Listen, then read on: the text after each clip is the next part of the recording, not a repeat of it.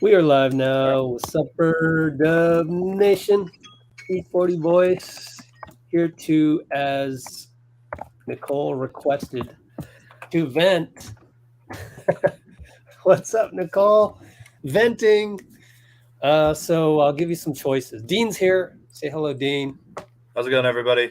Thanks for joining us yet again. But couple things. Do we want to watch the interview with Joe Cronin first? Because I just posted that. So there's that. Or do you want to vent? Or how do you want to do this? Because there's a lot of different ways we can approach this. Go ahead and we'll give it 20 seconds, Dean, but go ahead and put your request in the comments if you want to watch the Joe Cronin Portland GM video. Yeah, if you want just one for Cronin, two for what was the other option? Sorry. There's I did the Steve Kerr interview, which doesn't reveal anything because he basically said that he couldn't talk about it, and then it came out that there was this physical issue with the physical. So why don't we just go ahead and run the Cronin one, which is basically right off of our YouTube channel. That'll give me an opportunity to do some things. Let's see. Basically dodge the questions. Yeah, so some of you have watched the video. Some of you have not. And in saying that, we should probably get everybody up to speed and just watch the video. So I'm going to go to Safari over here. And I just posted it on our channel. Now, first thing you're going to get, we'll just play the whole video. The first minute is going to be practice. So some views from practice. It's not long, but then you're going to see Gary Payton was actually at practice. And then you're going to see real quick Steph Curry. Then you're going to see Steve go, yeah, I can't talk about anything. And then you're going to get the Cronin interview 1 minute and 17 seconds in. So let's go ahead and run this. Get through the commercial, make sure everything's going all right. Okay, cool. Skip this, go back here a little bit. There's Andrew Wiggins. All right, be right back.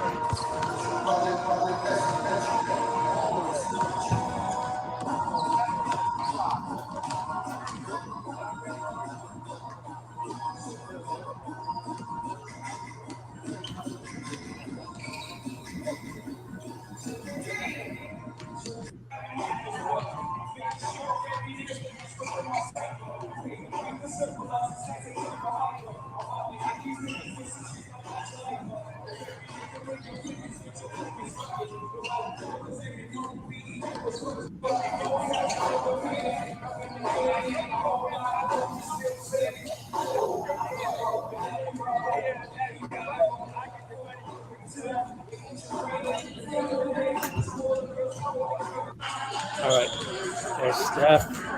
There's Gary. Already working out with the team. But Ian, it was almost as if he hadn't left looking down. Yeah, I'm not at liberty to talk about it, anything with the trade until it's finalized. So I can't talk about You're it. smiling, thanks. Okay. Even that, I can't. Smile off the record. Smile.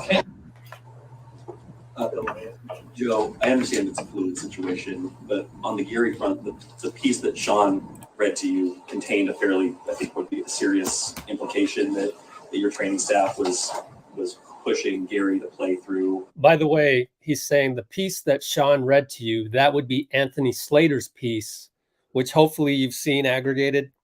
We'll talk about that in a minute. And then Sean is the reporter, Sean Hyken. Asked him right before this. It's in the description. Well, you can go through the comments or the quotes. But anyway, here you go. Pain, injury, however you want to phrase it. Toradol shots are not like a small thing. Given the timeline for him to get back was beyond what you guys did initially stated, can you, I guess, just respond to the implication of that report, but then also shed some light on the evolution of his health? And was I mean, was he healthy in your mind when you traded him? Player safety is super important to us. I mean, it's a super important thing around the league.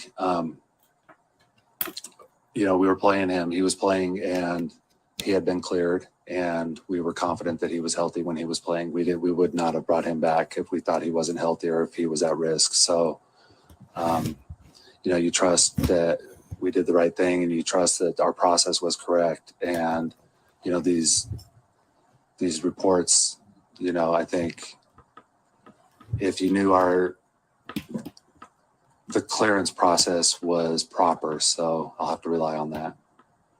He was technically cleared weeks before he played too, right? Yeah, because we got into a pretty long ramp up where, it was cleared. I don't want to get too deep into this, but, quite a ways ahead of him playing. So we did a lot of 1-on-0, 1-on-1, 2-on-2, 3-on-3 build up to, get him safely back on, 5-on-5 environment. Just Last question. Yeah, Brenna mentioned frustration of the fans because you guys didn't land somebody.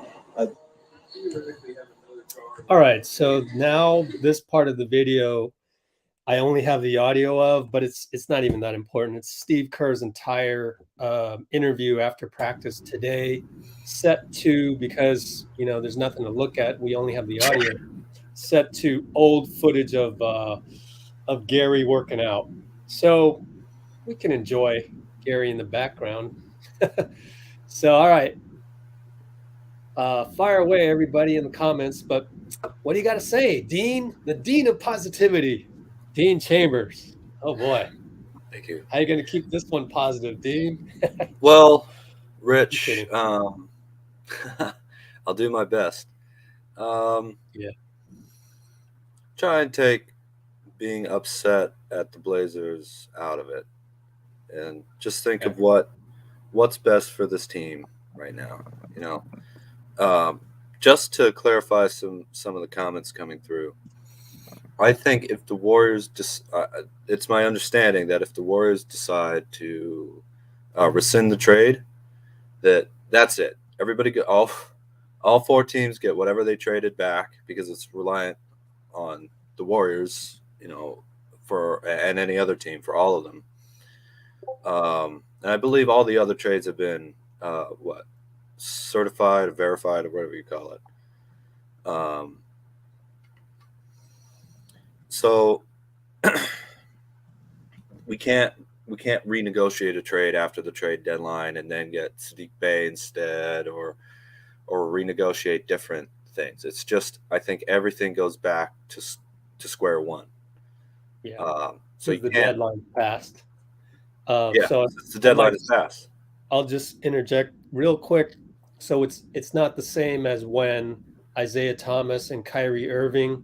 I think Isaiah was injured and they had to change something like that. Okay, I'm not entirely clear, or I don't quite remember.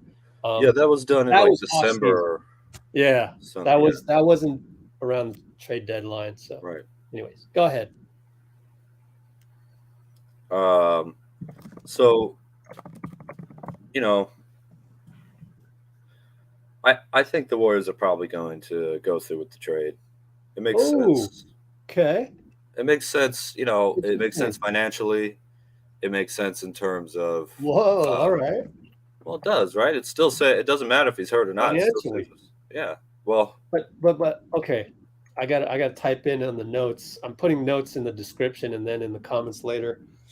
Did a piss poor job of copying the notes of yesterday, the trade deadline show that we did, into the comments. But anyway, you're saying financially it makes sense, but then what about, I don't know yet. I don't have a decision made yet on whether we should, whether the Warriors should rescind the trade or not. But when you mentioned financial, I would think that Gary Payton is now worth less. I mean, he will be below his market value will be below what he's being paid. So I would be concerned about that. So he's going to get around 8 or 9 million the next 2 years. I believe he has an option for the third year, something like that. We'll double check that in a minute. But then I would think that due to this injury right now, that he would be below that value. But then again, he could heal over the next 2 or 3 months. So, anyways, I just wanted to interject on the financial part. Yeah, he has a player option in 25 for $9,130,000. Okay. Thanks for looking that up. It's $8,715,000 next year. What I mean is just the Wiseman trade saves us $37 million, whether Payton is playing or not. I didn't mean in terms of his value. Gotcha. It's the $37 million over the next 2 years for this kind of payroll is still significant. I also think that, and I really hate to say this because James Wiseman is such a he's a really wonderful young player. I think, personality wise, just he had a really hard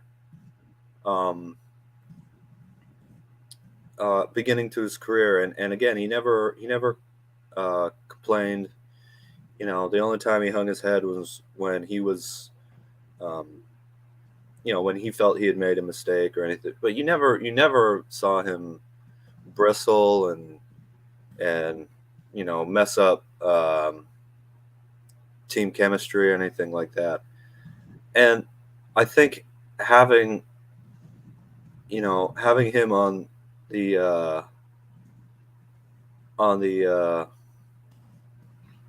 the bench like that was kind of tough. I mean, just psychologically, when because every player in the league is young at some point, most of them, or struggles to get on the court, and whereas having Gary Payton on the bench is, even if he's hurt, I think that's a huge chemistry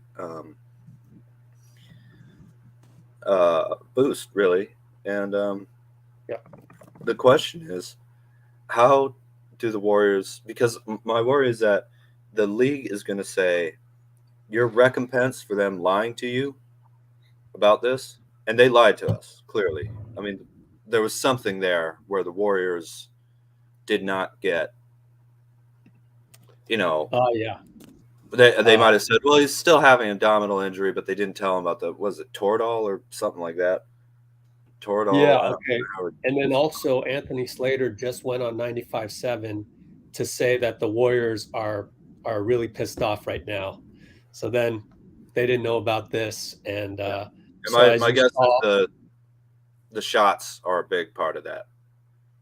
And then you saw Joe Cronin on camera was saying that, but we cleared him and he was cleared a while ago, and then even and then the article from Slater that came out right when Shams tweeted that the deal was on hold, and then there's this also, as we cover everything, one thing I've noticed that's still up in the air is Slater and Shams, they wrote that the Warriors have to decide by Saturday, but two other beat writers tweeted and wrote articles where the NBA rule is you got to make a decision within 72 hours of the trade, which would put them to Sunday, not Saturday. So we'll see. I think it's from Thursday, though. Thursday, Friday, Saturday.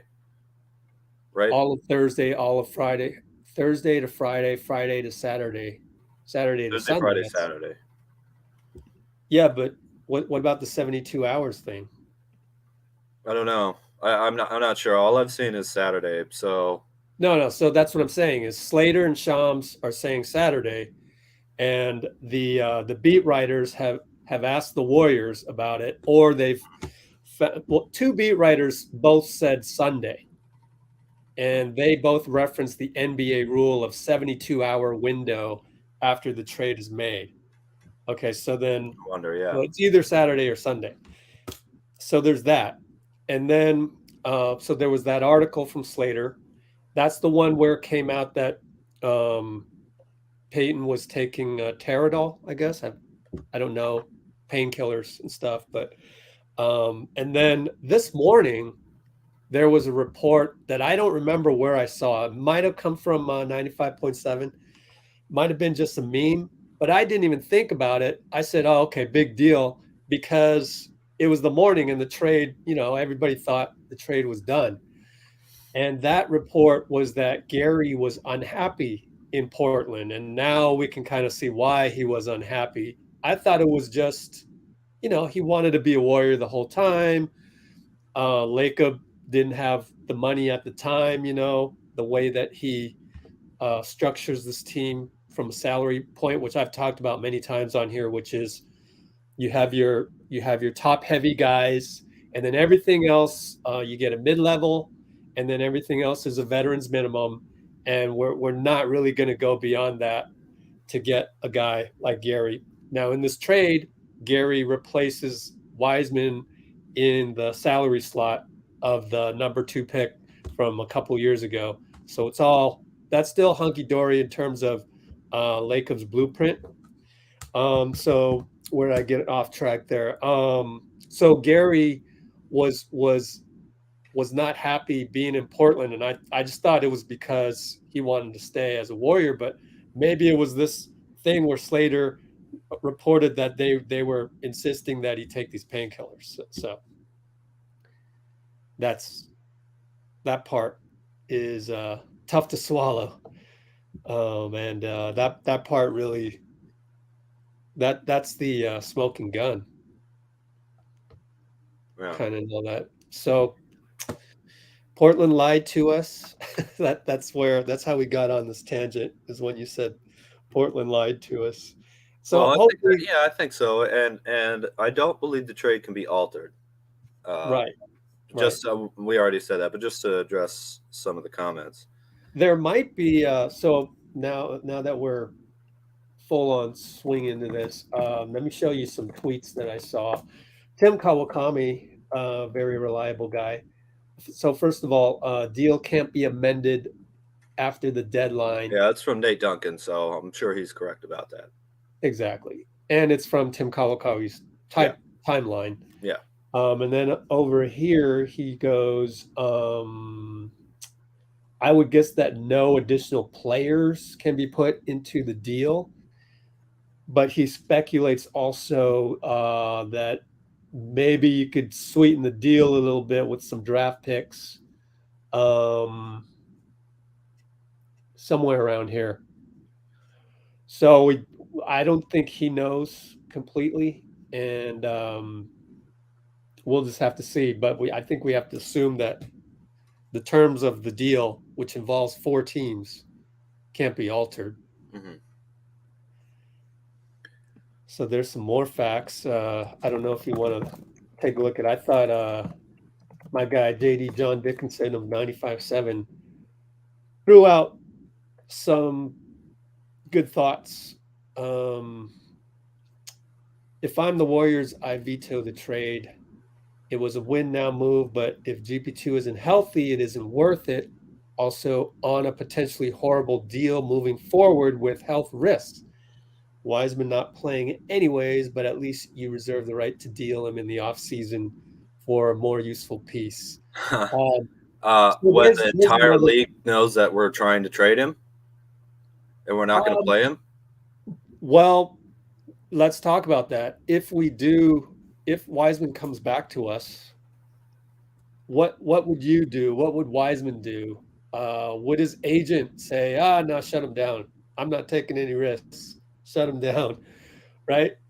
What would happen? And would Wiseman's value be higher or lower, or the same at the? It'd be lower, I think. Well, if he plays and he plays better, then it'd be better. But then if I'm his agent, I would say, no, you guys got to shut him down. Yeah, why would he play? Yeah. I mean, so he wasn't playing anyway. Yeah. And the whole league knows that we just traded him. Yeah. So there you go. There's not really reason to do it in that sense. And now it's a larger contract. And I do think the rest of the league is a little higher on Wiseman than we've been thinking, because I think they know that he's a talented player. But Carr won't play him anyway, even if his agent doesn't say anything. That's probably true, honestly. I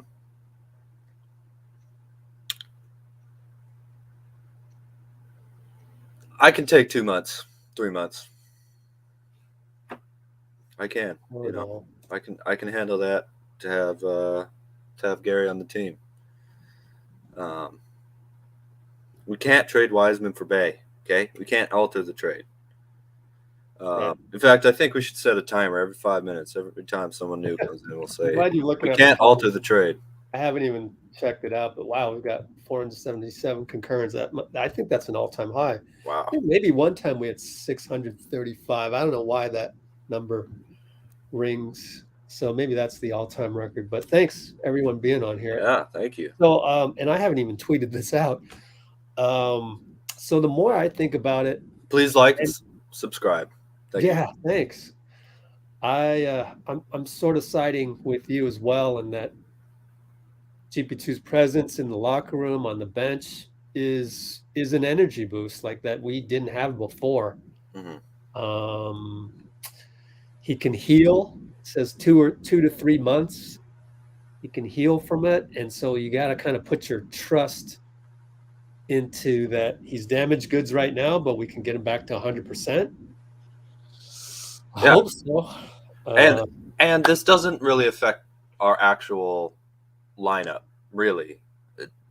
Wiseman wasn't playing. I guess GP2 won't be playing for a little while, maybe, because the Warriors are much more cautious, obviously. And also, Portland has had, you know, the Dame had like the exact same injury, you know, and all right, Frankie Lito, we'll get to that in a minute, but this is the exact same squad that we have. It's still the same squad that we have, you know, except we have a player that we're clearly know exactly what his role is, exactly how he's going to play, exactly, you know, what we need from him when he's healthy. And I think Gary, back with the Warriors medical staff, is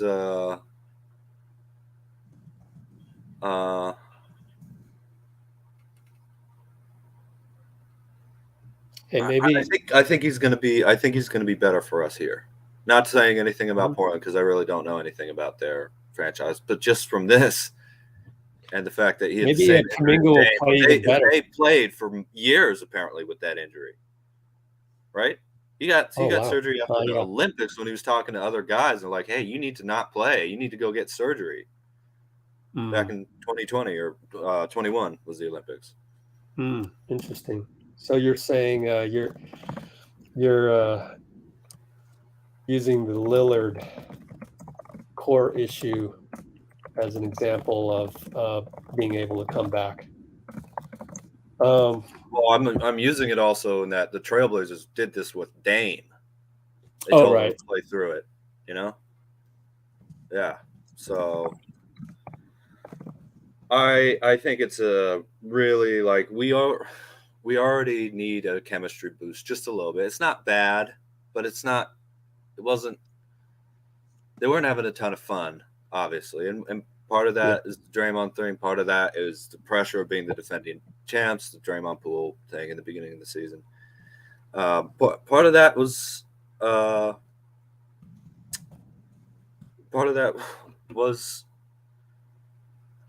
James Wiseman being in a very tough situation, and you remember what the Warriors were like in 2019 in the finals, or going into the finals. KD, like the questions around whether he's going to play or not. You know, that's not obviously Wiseman isn't on KD's level of importance, but you know that was stressful for them because it was constantly like, is he back or not? What's going on?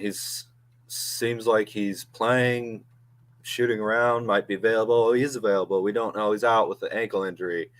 That should keep him out a week and a half. And 3 weeks later, it's like, what happened? And we don't know. It's just, we need this chemistry boost, man. We can't have James Wiseman go through that and then end up back here unless we're going to play him like a lot. Can we play him a lot on this team? I don't think so, because we haven't done it the whole year. Yeah, So it would be changing the teams. ask the NBA for some other Right. recompense other than them saying, well, you had the chance to get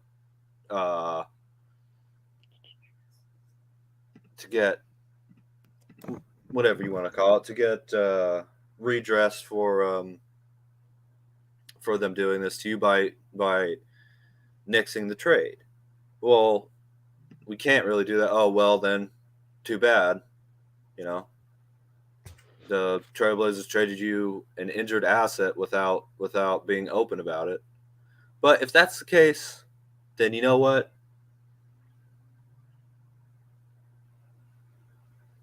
Then Portland, you know, they've decided to act that way, and now the league knows. Okay. Yeah.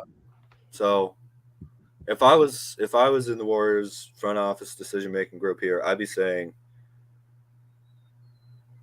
our bet is made. We made our decision, and we got to stick to it. You know. Also, if Wiseman really can't play, I would apply for injured player exception if it's still available. I'm not sure if it's too late in the season for that. You mean GP2? Yeah. If GP2 can't play. If Gary Payton II can't play. Yeah. Okay. Force the Blazers Yeah. said that game or sue them. That's funny, Frankie. You know that's not how it works. Yeah, the reputational damage is going to be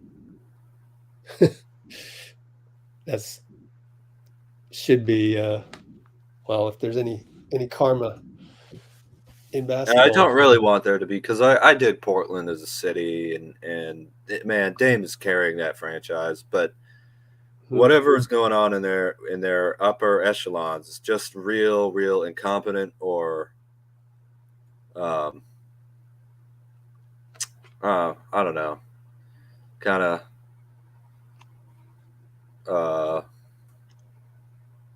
it's a little I don't know. It's not cool, you know.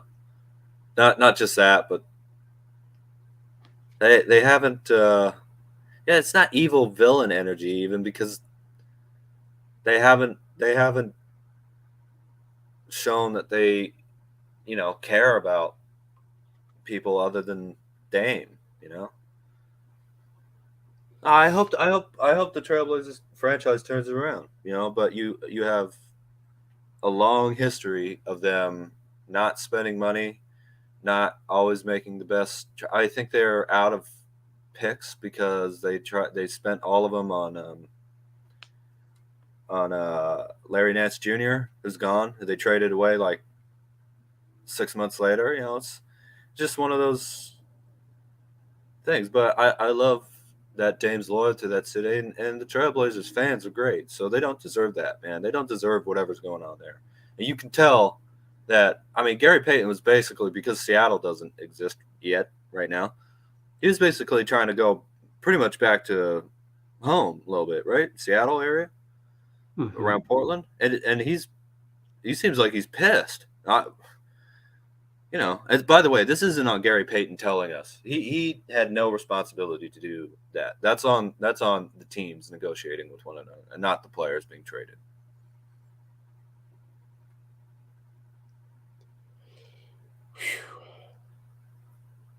Yeah, Gary Payton II's from Oakland, but I think they're up there around the Seattle area, if I'm not wrong. But I mean, they're probably rich enough to be in multiple places. Gary Payton is from Oakland. Gary Payton II, I think, is from Seattle. Okay.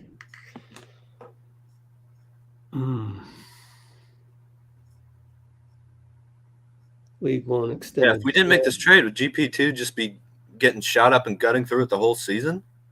Oh, jeez. That's a good question. It's like the who said that? The tamer version of the whole Anfernee. Nurse Levert. he was gonna, if he hadn't been traded, they wouldn't have, done the physical and could have died. hurt. So it's kind of eerie. I don't say that. Well, serious health risk. Well, fumble it by waiting to the last minute. Ephalanx. That's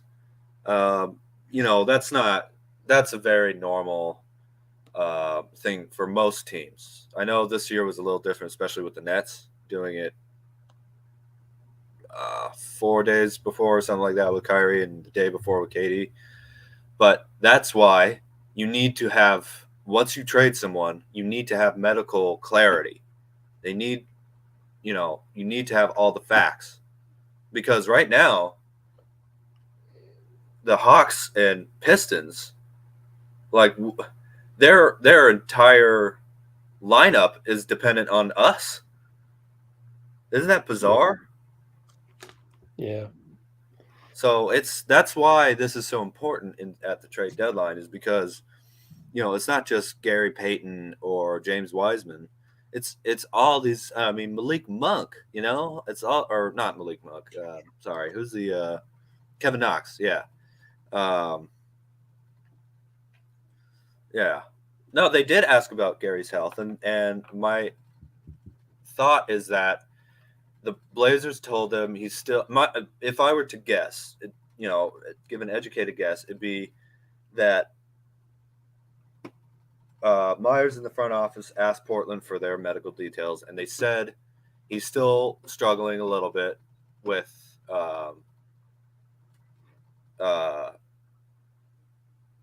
the abdominal injury. They said, but he's able to play. And Gary got there and was like, well, yeah. So Gary Payton shows up, right? And then he starts saying, yeah, I've been getting injections to the medical staff to play through it.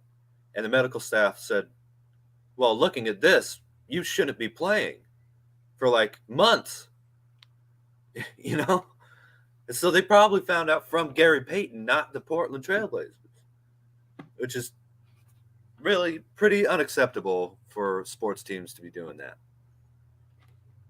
to be lying to get this guy traded. Yeah, I always thought the whole time I was thinking, man, we got GP2 back that easily. I was like, they went out of their way. Yeah, they still had to have him get surgery and everything, but they went out of their way to pay him this, $27 million contract. And now we want him back, and it just seems so easy, 5 second round picks. And then it turned out to be, I think it was less than that. Anyways, let's look at this. Nirav Pandya, the good doctor, has just tweeted about this core muscle surgery can be grouped in the failure, the repair, pain from residual, generalized need for rehab. So it looks like the Trailblazers weren't doing any of that. They were just shooting him up and saying, get out there. For what? They're what? The 9th seed? I don't know. No, we're the 9th Cronin's seed. up there at the podium saying, yeah, we did everything we can. And then, I don't know. Yeah, that sounds like one of those organizations that doesn't really, have the same level of care. No, Kevin Knox was part of the trade. He went to the Blazers, but not from the Warriors. There are some organizations, I'm sure you know what I'm talking about, Rich, where it's like, wow, you hear about ex players, like for instance, if you ever listen to all the smoke, you'll hear Matt Barnes and our We Believe Warriors, Matt Barnes and Steven Jackson. And I think Matt Barnes is saying, like, the Clippers, when he was there under Sterling, that they had to keep their practice, court door open for their cars because it was in a bad area with no security, and they would get broken into or stolen if they didn't keep an eye on them, because they didn't care at all about these assets who weren't even real people to them. I'm not saying the Blazers are that bad, but they clearly didn't say, oh, Gary, you need to rest for 3 months in November. I know he wasn't back, but that failed, something like that. I know these players also have their own medical guys too, a lot of them, but there's no way this would have happened with the Dubs. I think if the surgery had failed or whatever, he wouldn't be playing. They wouldn't have shot him up and sent him out there, especially not after 2019. The Warriors revamped their medical stuff a lot after that finals and have been very, very cautious players. So I think we're at the top tier, and Blazers are probably mid to low tier in terms of their medical. In terms of I can't say inside the medical staff, but based on what I've heard and see, about their players. I think that's a big problem. With all that being said, we made the trade. Just have to go through with it. As terrible as it is, we'll bite the bullet on that, and it'll work out for us. I'm sure of that.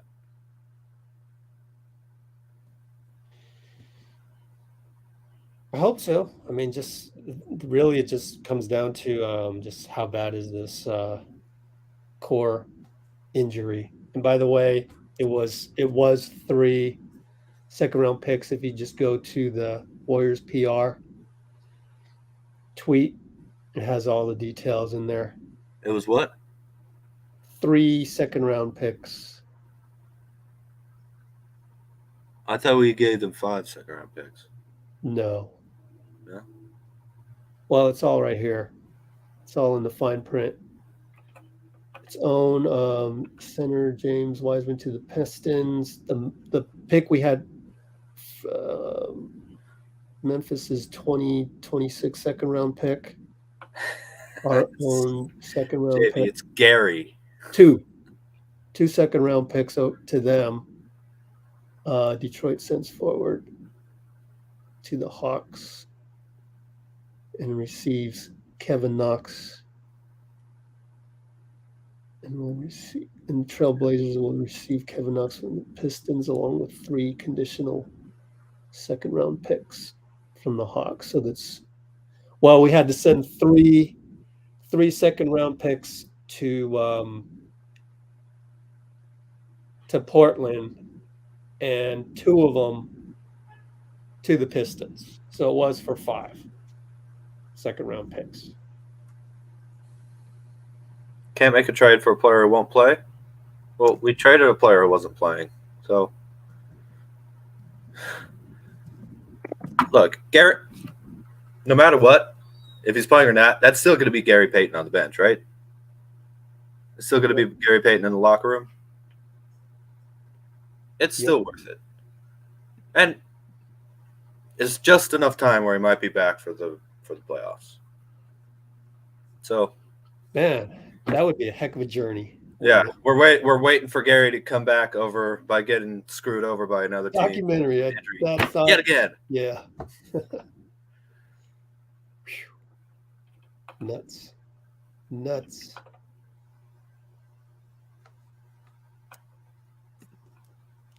I love that. I'm gonna take a screenshot right now. 600 concurrents. So exciting. Oh my gosh, we got 600 concurrents. Hey, how are the likes doing, everybody? By the way, okay, so it's crazy. It's crazy in the comments. I can barely keep up. Are you keeping up, Dean?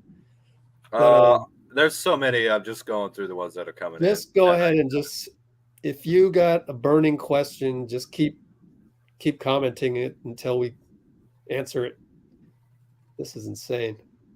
This is burning. Well, okay. Thanks Start for your own the like. podcast. Come on, Dave. Dave. I can hear you, Dave.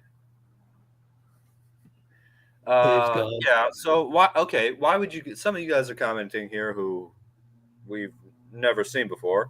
Why would you guys have Wise instead? Oh yeah, let's talk about that. Me and Rich, I think, are we get Dame instead and Portland pays salary as punishment. I think you'd have to go to war with them to get that done, and that's not really what basketball is all about, Roland. This isn't Rome here, my man. Yeah. GP2 from buyout, that's not happening. We can't really send Gary Payton back anyway. But okay, why? Because me and Rich kind of agree on this. Why do you guys want to keep Wise, other than he's a 7-footer? Well, I could maybe play devil's advocate. Go ahead. I don't know. I get, but then we run into the problem where a lot of fans actually think it's realistic that Wiseman would get minutes. And if you've just watched the last X number of games, our rotation is tight, and we've got a lot of close games here. We're struggling through these games, and when you're a coach and you're struggling through games, you can only trust 7, 8 guys, maybe 9, and for Wiseman not to really fit in the small ball attack.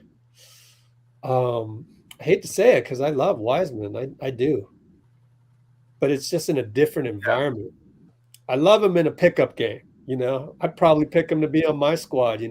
Steph, Draymond, and then okay, Wiseman come here just because of his skill set. But in the system of the Warriors, where you're doing all these split cuts and your tiki-taka offense, and then you got to play defense on the other end, and you got to communicate, and you got to really anticipate where the play is going to go and jump to the help. That part is where Wiseman's just a little bit off, and he needs more reps to get that timing right. He's always been like 0.2 seconds late to where he needs to be.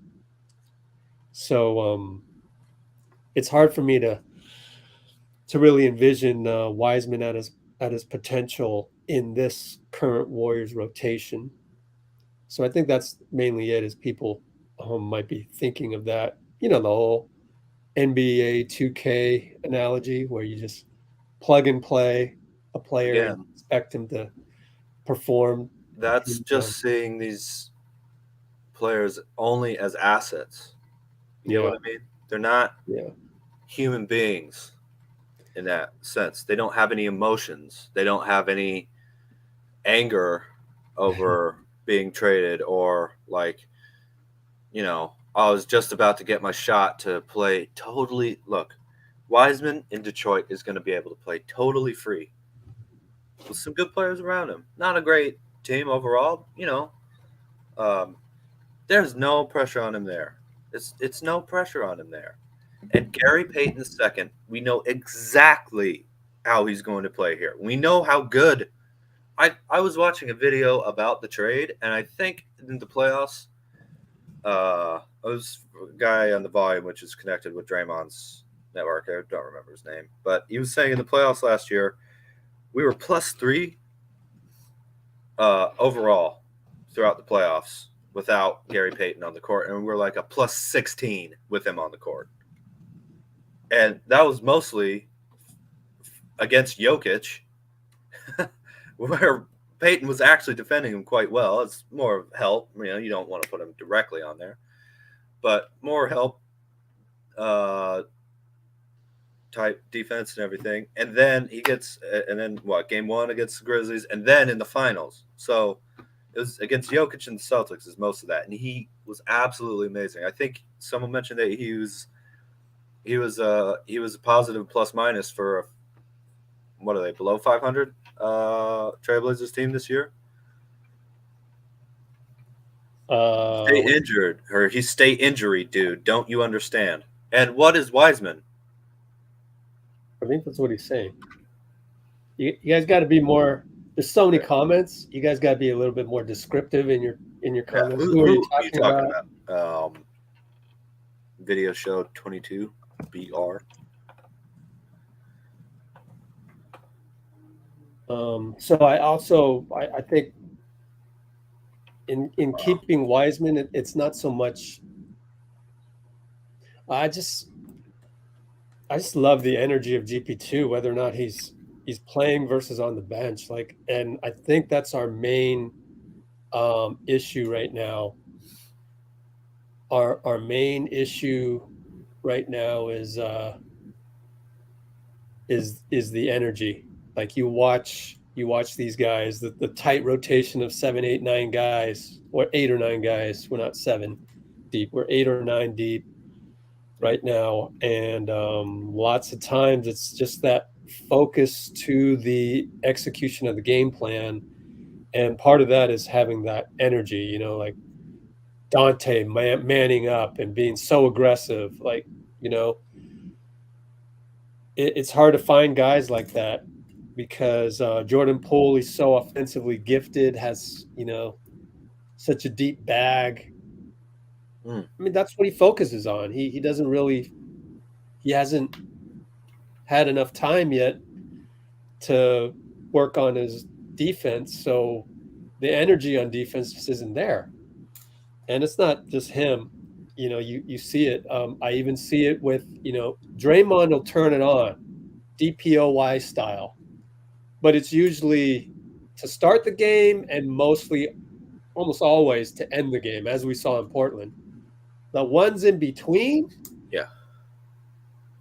end of first quarter, second, third quarter, mid, fourth quarter, you know, he's saving his energy for those critical moments like we saw in Portland. He was, without Draymond, that wasn't even going to be a close game. Made some stops. And so that energy, that's, man, we're not going to have that energy if Wiseman comes back.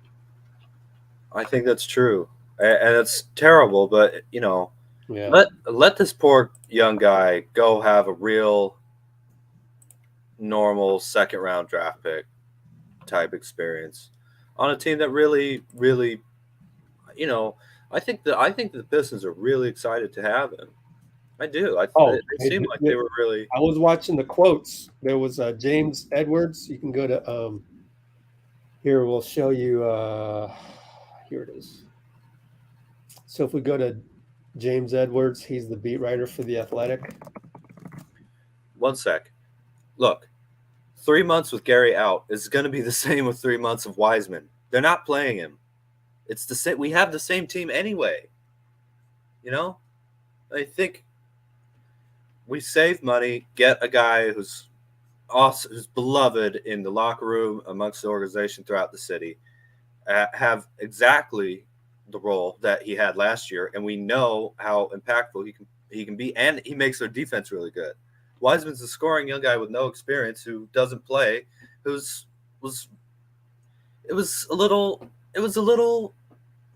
sad watching him get DNP'd and not be able to be out there, not really have the team able to build an offense for him to succeed. Okay? Someone asked, why can he do what JaVale does? Because he's a 21-year-old scoring big. You know, totally different. He gets going offensively, and that requires isolation, post-ups, pick and roll. And great, but we have Steph Curry. You want to change the offense for James Wiseman? Or you want to get a guy who kicks ass in our system when he's healthy on a team that will actually get him healthy to the best of our ability. You know, but this team is a lot better at that, I think, than Portland is, obviously, because we're not going to shoot him up with drugs and send him out there to play his former team and then trade him without even saying that they're like, why wouldn't they even say that they're doing that? You know, I don't know. I think the Warriors might have made this trade if they'd been honest about that anyway, because it's a great fit. It's a perfect fit, and we should be awesome defensively once he's back. So, and again, it's still saving $37 million over 2 years. If you guys don't care about that, send it to me. I'll take it. I'll split it with Rich. 18 and a half each. I don't really put a lot of weight into the saving money part because, you know, 37 million, that's like, you know, 10 minutes of a, you know, Taylor Swift concert at Chase, you know? So, but the Wiseman part, here's, if you go to James L. Edwards, you can see that they have a lot of hope riding with Wiseman. He's going to get playing time. I think Marvin Bagley isn't available to play right now. So that's one thing Dwayne Casey mentioned. And Dwayne Casey talked to Steve Kerr and, you know, so they're excited. They're excited about Wiseman. And so Wiseman staying in Detroit will be good for Wiseman. That's for sure. So there's that. There's that little aspect of it. And we talked about buyout situations, Boogie, Ibaka. I don't know that there's a whole lot of room on this team for that. I don't know that Boogie or Ibaka would want to come here. That's the thing that kind of stops those deals from happening for me. There's But also I could be wrong. Well, I guess one of the reasons and Amy's agreeing with me on this, is one of the reasons I like Chriss as a buyout candidate is he's younger and he already knows the system. Yeah. It's important to remember that. I guess Boogie knows the system too. He played well against us in the playoffs last year. I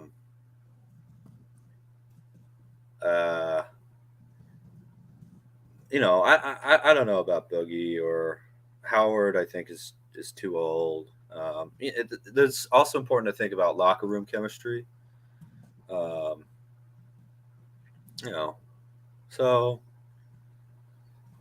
yeah, Marquese Chriss has been a free agent. I don't think he's played yet. I think he was healthy last time he was on the team. He got cut earlier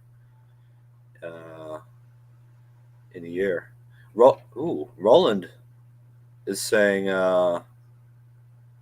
that he's against keeping Payton. He's a regular up here, so I'd like to know why. Roland, what's up? Well, either way, no matter what, Lamb and Jerome are pretty solid because they already know this team. They already know the system. They already know how to play with Steph. Yada yada yada yada yada. We have to keep a good locker room with guys who are going to be able to immediately fit into the system, and they're all role players. These guys, all of them, are role players. No matter what, we need our superstars, our foundational six, of which none of these players that we're talking about are part of that. We need them to be at their best, and I really think, just chemistry-wise, Payton is huge to that. I really do. I think just having him around. Look, if he's out for 3 months, have him be a video coordinator. He'll be good at it. So,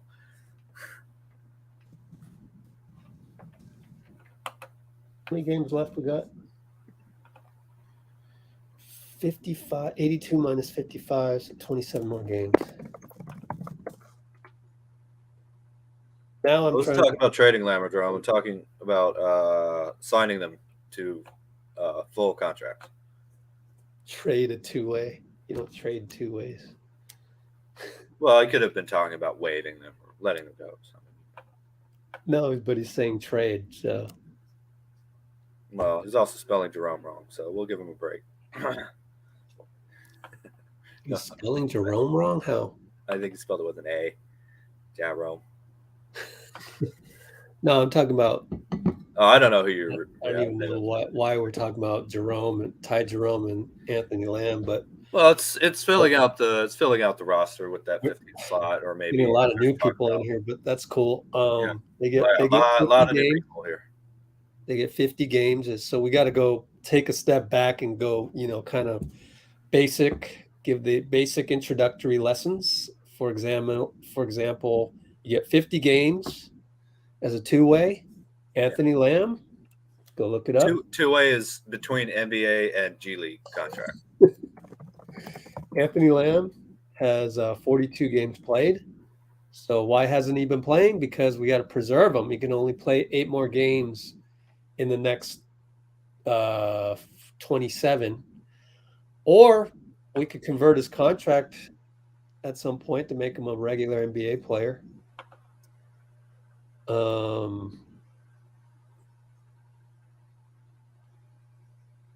Yeah, we talked about we talked about that yesterday, so I don't know that we want to talk about that. I'm so tired of talking about why we didn't trade for a traditional big that I don't even care if, everyone logs off right now. We're not talking about that. That's a threat too. We're not talking about. I mean, with our channel here, you got to have some Okay. basic level of knowledge. Meaning, like when you don't just go, oh, we should get so and so. You got to do your homework. Go to the salary cap tables on Hoops Hype. It will help you do your Make homework. sure- We're make sure not that going to do works. it for you. But yeah, we already passed that point where you now should know why we didn't go after a big man. Use it as a learning experience rather than being mad about it. We went after GP2, and you should look at that as an opportunity for you to learn why. Now, if you don't want to take that as an opportunity to learn why, then it's going to be kind of an impasse for us here on the channel, because we try and, every single live stream that we have, I always say PVO at the end, positive vibes only. When you're not in a positive state of mind, you're not going to be in a state of mind of learning. You're going to be in a state of mind of outraged by something like Twitter encourages you to do. So I don't blame you, because every social media app out there is encouraging you to be outraged. We just don't do that here. And I never wanted this channel to be another Twitter.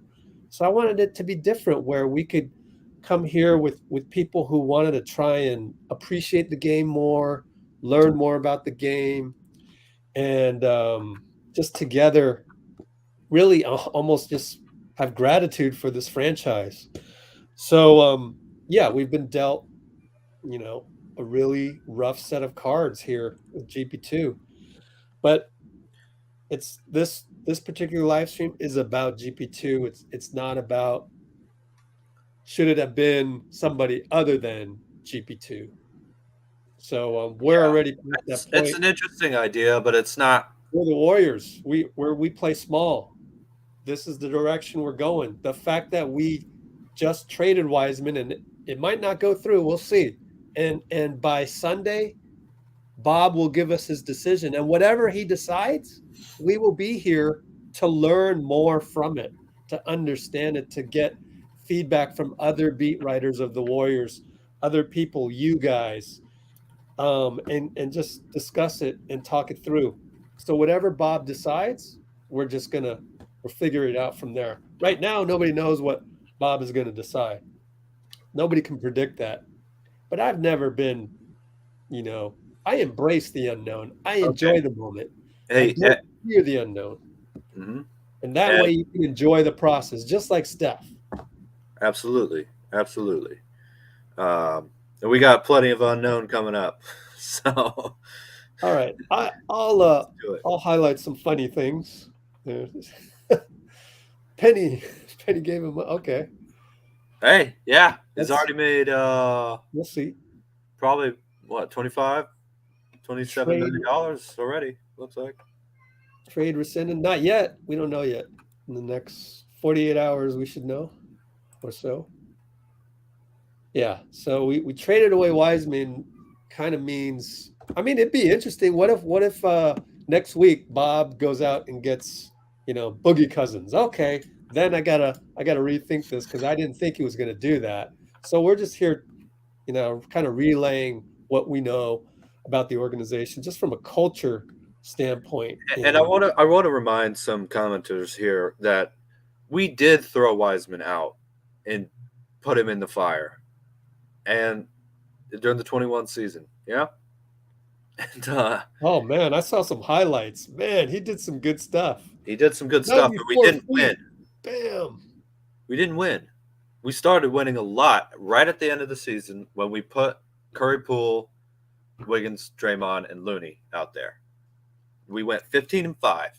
And then we went, 20-2, 18-2, so 20-5, something like that. Then we had a little 500. There was a lot of injuries and stuff. And Curry came off the bench in the playoffs. And, but Gary Payton, throughout that whole run that Wiseman was there, outperformed him. Okay? He outperformed him. There's no question about it. He's a better fit for this team. So if you're going to have one play if you're going to have one not play and the other not play, I think, you already made this trade.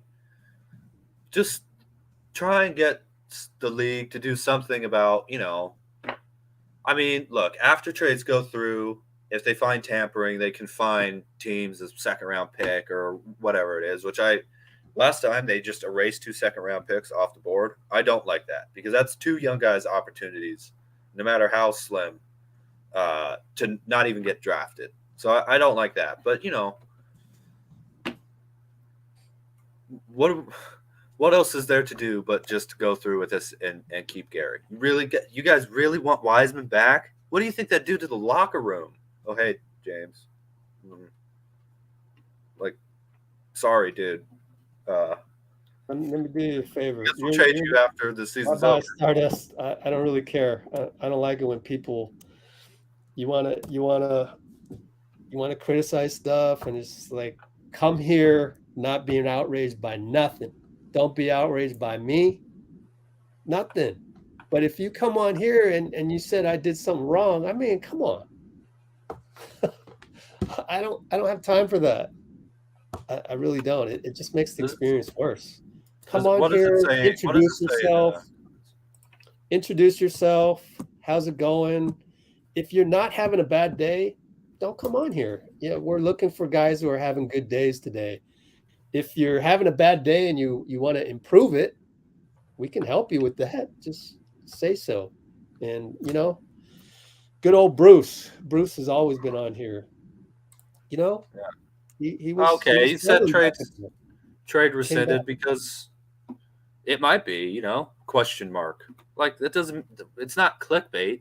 This is a possibility, and we're talking about whether it should be or shouldn't be, or what we think the team is going to do. Come on, man. Okay, yeah, but he's gone. Well, anybody else on there? Okay, Rich puts out interesting titles. Ooh, like every other YouTuber. And I'm sorry for the sarcasm. You should see it's a little dry. See the Cambodian channel. You guys ever seen that Cambodian channel? It's on my list of ones I subscribe to just because I want to keep an eye on what he's doing. Oh my gosh, you talk about clickbait. He's literally posting false information. Oh yeah, there's a bunch of them. There's a Jordan bunch of them. Poole calls out Steph Curry. Or like inside the NBA talks about Gary Payton II trade. It's not inside the NBA at all, or it's like that. Oh my God! You talk about go get mad at those people.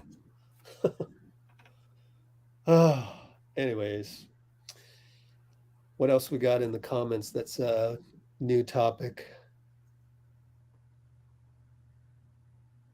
What will the Dubs do to make the trade happen? I think just whatever it's called, certified or verified, or whatever it is. I think that's all they'd have to do if they want it to go through. I'm not sure if they do decide to revoke the trade or whatever. I don't know. I don't remember the last time this happened. Right after the trade deadline, when I don't think any other trades can be made. Keith Smith mentioned that Motajunas, I butchered his name, but Domatis Motajunas or something like that. Mm-hmm. Something similar went through. How have you seen the live chat? Are more people wanting Payton back? I mean, keeping Payton, or have they voted for Wiseman? Or is it 50-50? Yeah, it seems to be amongst the new people a lot of split votes. I think amongst our regulars, I'd imagine a lot of them are happy to have Payton back. That's what it feels like. Not all of them, of course. Okay. Oh, did we figure out if Rollins was wanting Wiseman back? Yeah, he said something about he wants Payton healthy. Yeah. So he's siding with like John Dickinson, 95.7, which we went through. If you can make it happen, Roland, make it happen now, buddy. 80 John, probably going with Oh, we can do a poll in here, can't we? Is there some way to do that on YouTube? Yeah. Let's see. Engage with your audience. Oh, I didn't even know that. Answer viewer questions live. What's the? Oh, okay. Sorry, I didn't even know you could do a poll. Do you want GP2 or Wiseman? Oh, So, RBD, thank you, man. Thank you for tuning in. in the trade. Trade. Oh, it's not a yes. Let me see. Add option. Keep GP2. Yeah, Nicole. Look. Put Wiseman back. Double D better than GP2. Wouldn't it be nice to have both of them in the court? Yeah. I just did a poll. No idea what I'm doing. GP2 will be only injured for 3 months. Okay, yeah. So 3 months takes us out to what? March 10th, April 10th, May 10th. Playoffs start mid-April. Mhm. So he would have to come back after the first round. But then someone also said 2 to 3 months, or was it Slater in his article? 2 to 3 months. So Well, it's not clear yet. you know how cautious the Warriors medical staff is. Yeah. So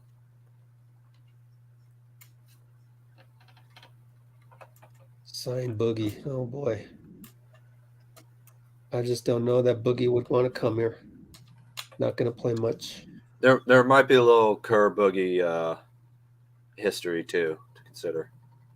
Although he did play very hard in 2019 in the finals. How much did Boogie play in the? We should look that up. That is Oh, the worth 2019 finals had a lot of dudes who were out of the league, like Yeah. by next Yep. season. Oh, and it was 2019. That's eons ago. We were just talking about that yesterday where,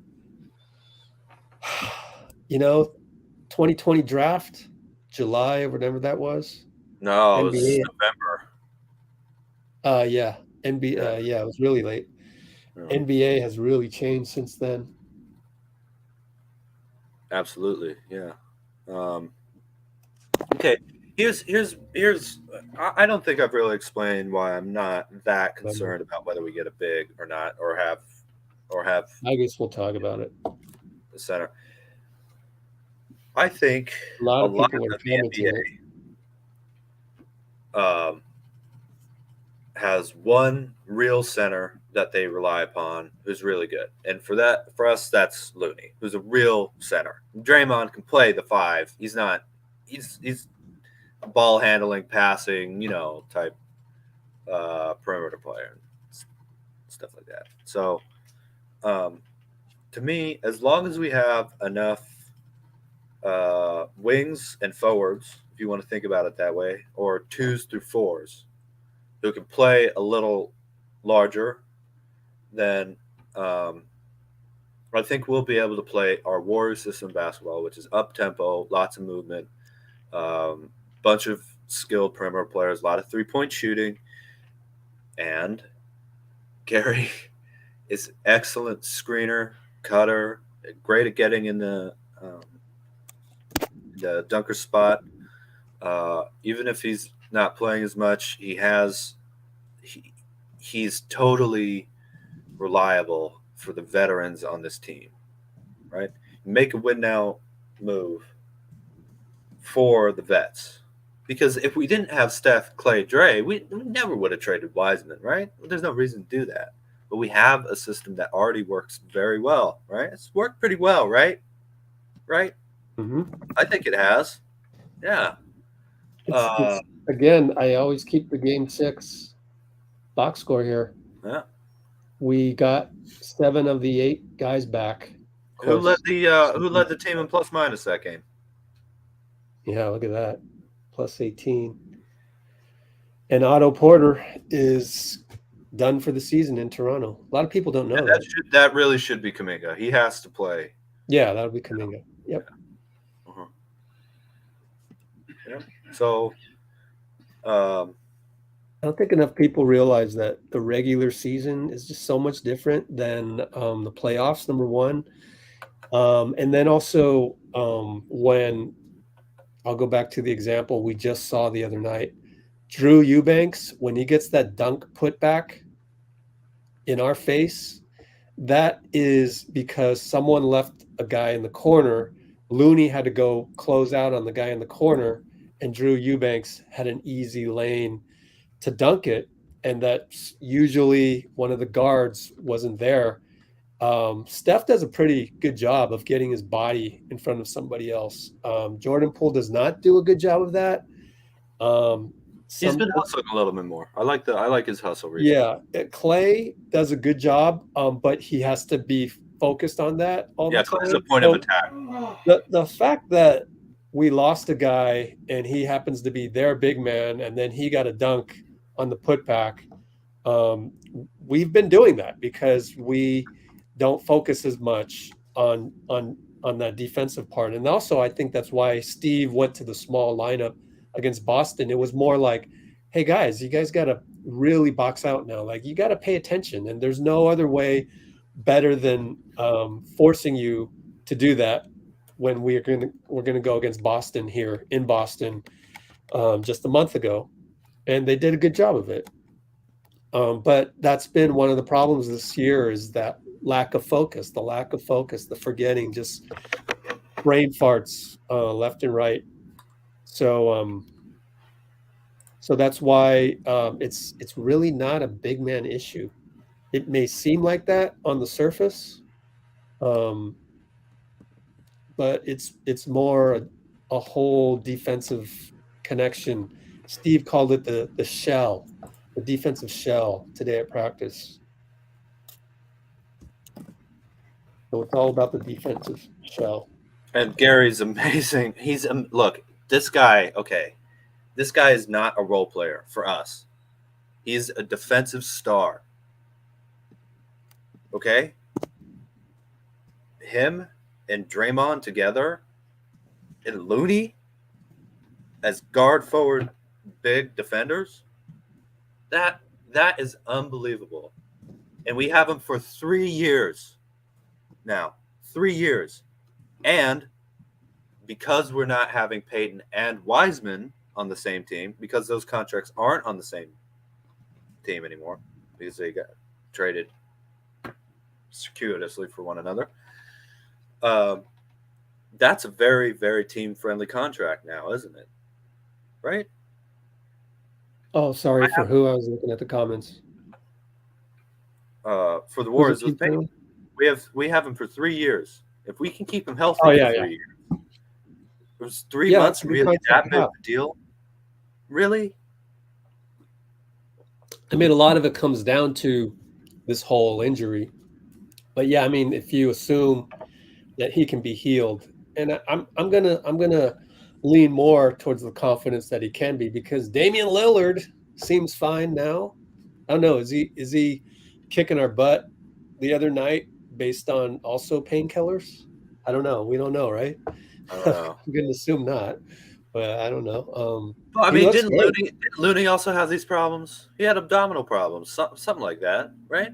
At one point he did, yeah. And hip stuff too, yeah. And he's been an Iron Man with this medical staff. So we really need to keep this medical staff. That's a huge part of this. Can't be a brain drain on that side. And we need to keep Bob too. And Draymond. Man. Now all that helps if Gary's here. Really, it does.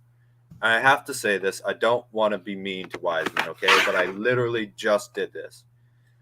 If you go to James Wiseman's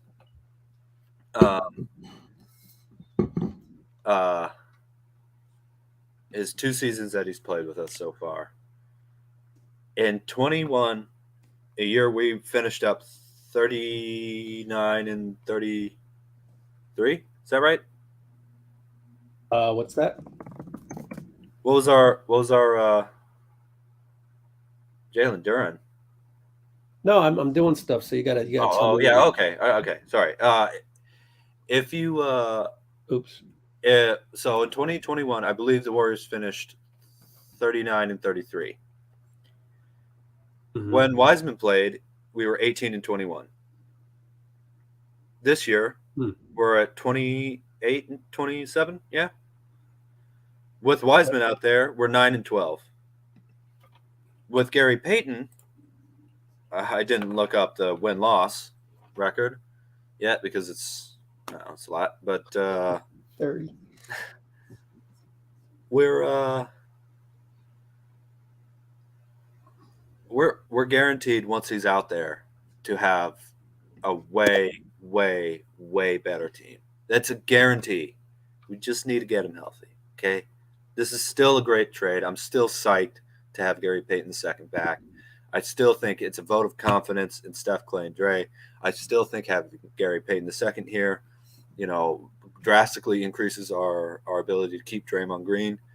I think it's a sign that for whatever people have been talking about, Lacob and Bob and Kerr and, their struggle or whatever, this is a totally egoless move by them.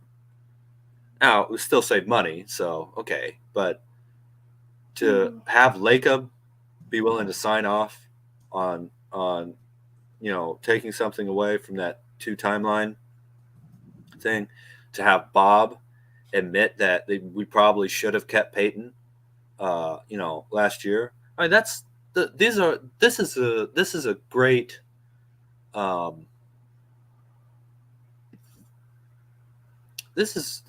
think this is a great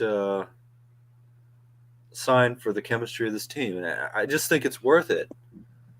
And look, if he's out, we can still tank for Wemby, right? Christian Leon, yeah, tank for Wemby anyway.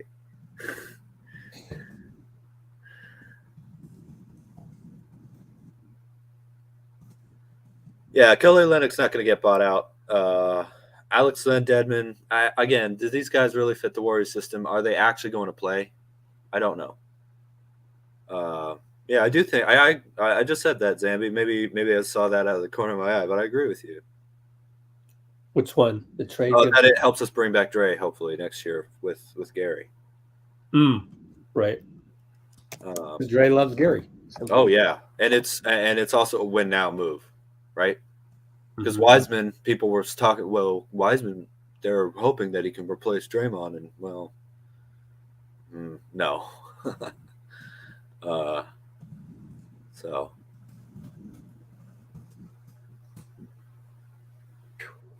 trying to keep up. We already did tank for a center, by the way.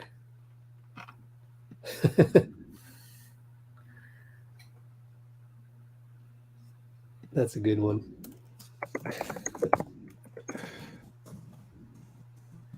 Okay, no cap. I've seen you a couple times, and I just haven't gotten to it. But 2 buyout guys are. It's unlikely, especially with Phoenix going.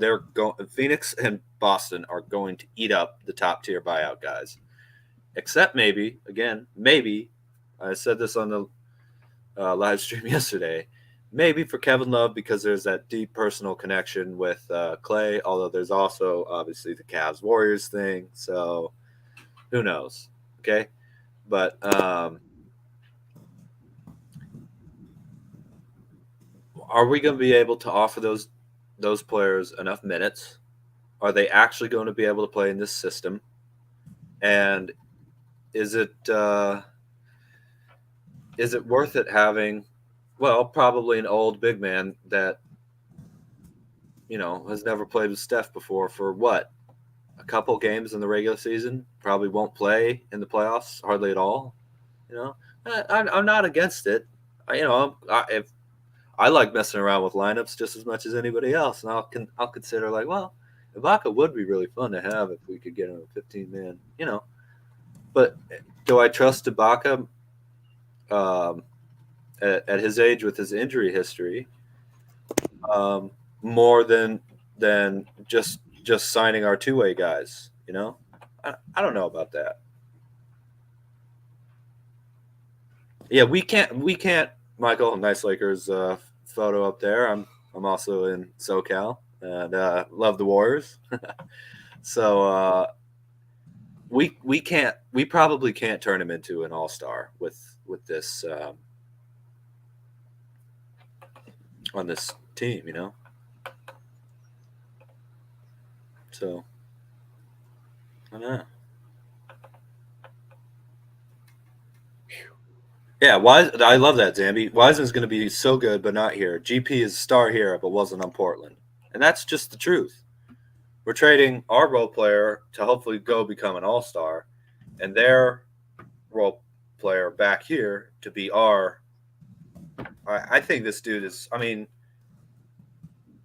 I don't know. It looked like he was up there with Loon for second-best defender on the team last year.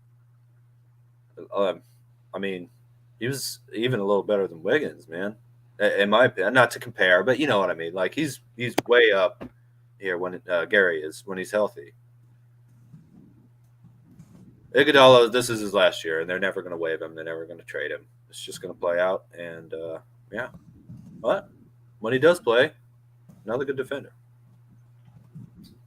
Prime Ibaka, yeah, but Prime Ibaka's not getting bought out, man. You know what I mean?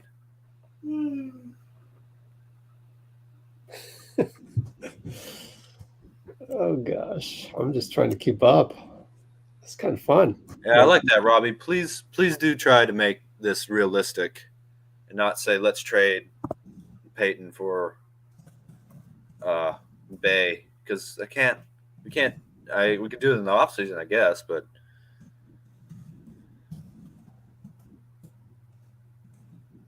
yeah, you do need to maximize Curry, and I also don't think the second timeline thing, as much as people are probably tired of that phrase, I don't think that's really. We got Kuminga out of this, okay?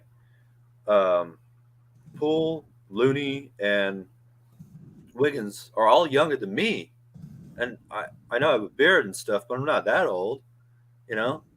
So that's a good young group there, and I hope that Kerr starts playing Moody a lot more, because I really think he can be a contributing role player who could eventually in the future grow into something else, which is something that Wiseman wasn't doing. He wasn't a contributing role player who could then in the future. He was either going to be an all-star or he was going to struggle. And now he's on a team where there's no pressure, where he can go be James Wiseman. And I think he's really going to be good. But it's just not happening here, because when you have a top player, when you in this league, you can win one championship as a good team. You can't win 4 without an all-time great superstar. And maybe having good teams leads to that. But, you know, for instance, the Pistons made 2 finals. The Chauncey Billups led Pistons made 2 finals. And that was – Billups was good, Rip Hamilton, Rashard Lewis, and, you know, Ben Wallace – or Rashard Lewis. Rasheed Wallace and Ben Wallace and Tayshaun, you know, but they didn't have a top guy, and so they didn't win more than one. You have to maximize Curry while having enough youth to at least replenish the stock behind them. And I think we're doing fine with that. This is a win now move for guys, 30? So he's not too old. I just yeah, I think you go through with this trade, but unfortunately, I don't have Bob Meyer's phone number yet, or Lacob's, so I can't ask him directly at the moment.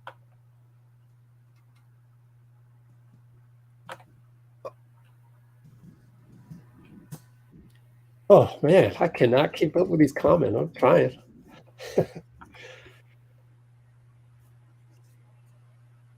Let's see. And even the Mavs had Nowitzki, right? So, yeah.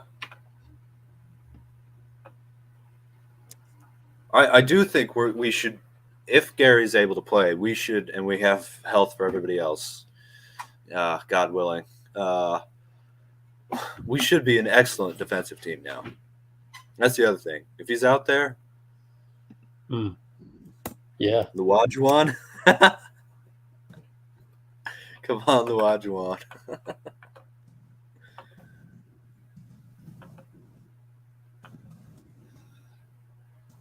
even on the bench. Sammy, I kind of agree with that. What? I say that Jordan's going to be a star. Kuminga as well. Wiggins still good at 27. Lillard is 26, I think. Moses is 20. He's a phenomenal young player. We're in good hands, even without a James Wiseman. And all those guys really fit our system too. Was the other thing. They really fit well. And fit is everything. There are some people like, oh, there are only a few players where fit doesn't matter. I don't know any player where fit doesn't matter. LeBron James couldn't work it out with Russell Westbrook. Steph Curry couldn't work it out with Kelly Oubre. These guys aren't bad. They just weren't the right fit for the team. Fit is everything. And Wiseman did not fit here. I hate to say that. I really, really like him. I hope he kicks ass. But he didn't fit here. Payton's the perfect fit. He fits like a glove. He fits like a glove. A young glove. Yeah. And he won't what's that?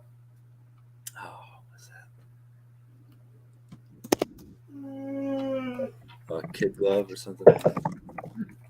Let's see. I should times that 125.45 mark. Dean's dad's yawn. Dean's dad's yawn, huh? You heard that? Yeah, that was kind of funny. Sorry. Block him. He doesn't like our live stream. No, just kidding. Should have acquired Kyrie. Wow. Okay. That's interesting. You think he would have been a good fit for the team? On the court, in the locker room, with the whole,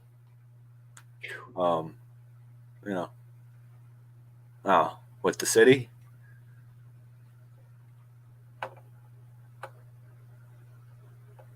It's not all about small ball. It's about perimeterly skilled perimeter players.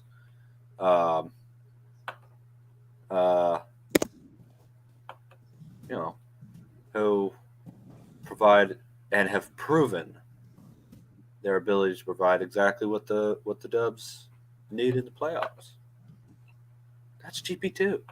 Everybody on here, all these comments on here during the offseason were so angry we let him go.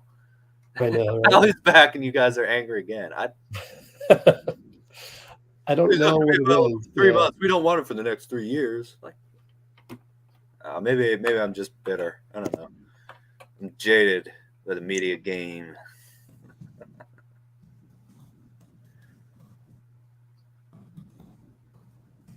Thank you, Michael.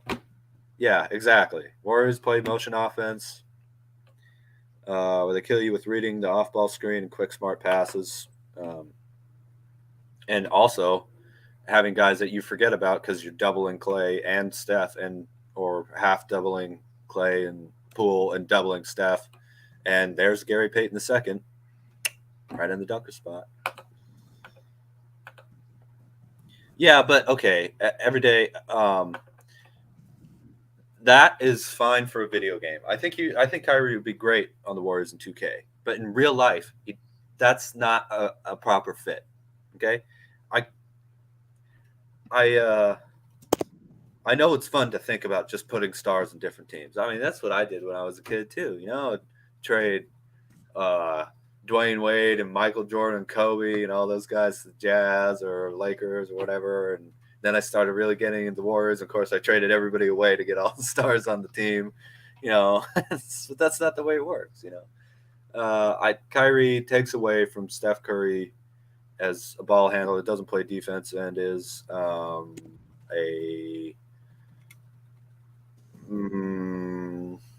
instability in the locker room. I think put it that way. So, yeah, fair weather. Yeah, no, Amy, it's like weather. Yeah, fair weather fans is actually what they're called.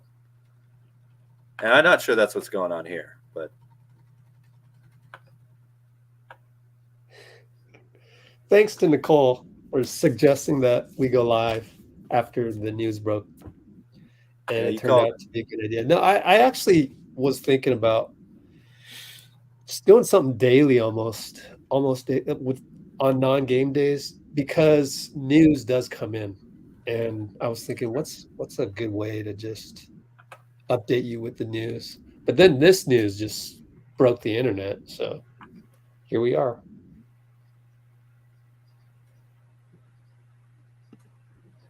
Let's see. Tian Sin Jiang. I think that's how you pronounce it. I like that. I like that. I like that mindset. He says, or she says, I think trading Wiseman is good for everyone. Sad that they had to say goodbye this way. Hope we win another one. And many years later, Wiseman kicks our asses. Yeah. This is a win now move, so I hope Wiseman wins later.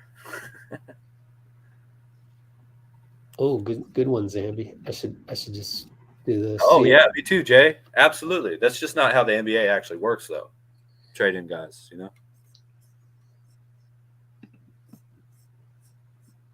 Steph last game. Really? Kyrie's not a fit for us. Sorry. I don't really know what we're talking about. It's not all about small ball either. It's just about guys who fit our team perfectly.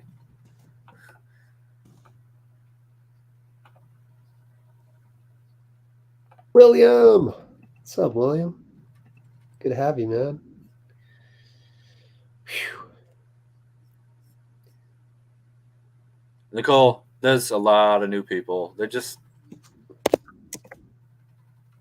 you know, we'll get them there. We'll get them there if they want to stick around.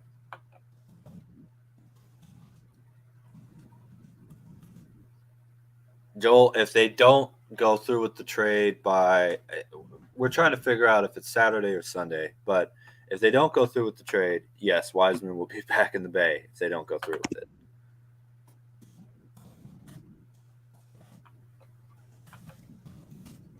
Yeah.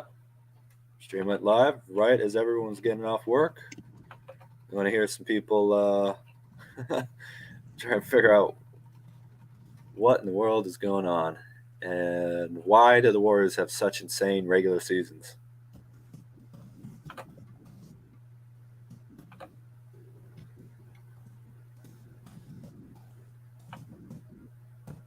Well, thanks, Rob.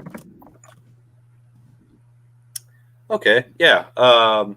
They're high in the Suns because, man, that is going to be one of the most difficult teams to defend in the NBA. And Kevin Durant went to a team that already organically was pretty good. Basically, they lost their best defensive player in Mikal, or I think it's Mikal Bridges, but but they got back Kevin Wayne Durant, who's really, really good. And they didn't lose Ayton.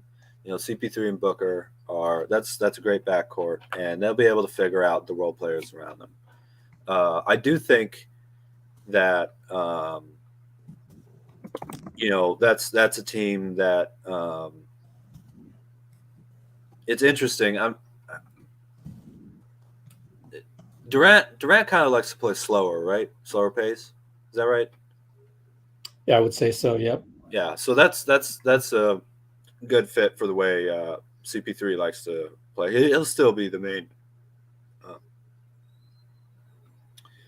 He'll still be the main playmaker and ball handle and everything.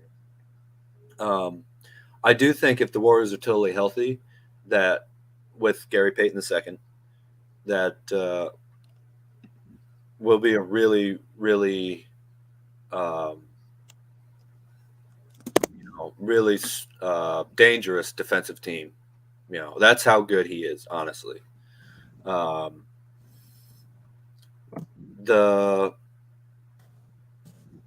Mavericks, you know, that's just a case of Kyrie and Luka being absolutely insane, you know, offensively. I do think we were talking about this yesterday. There are teams, there aren't just contenders and tankers, right? There are teams that are in the lottery sweepstakes.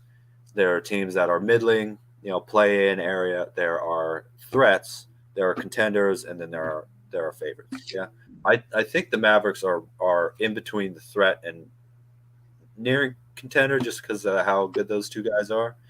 But the danger for them that I would see is not that they're going to make the finals necessarily. There's a chance, but I don't think there's a huge chance that they'll make the finals. Is that they'll knock off a really good team.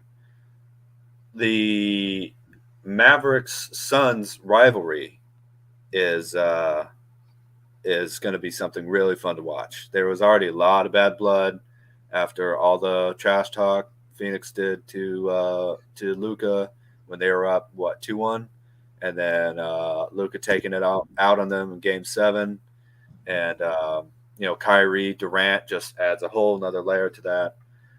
I still think the Warriors have, if we have a healthy Gary Payton II, and if Moody gets a little bit more run and can be the role player this year that he's shown that he's able to be, I think we have probably the best defensive team in the West, at least. The Celtics are really, really good too, but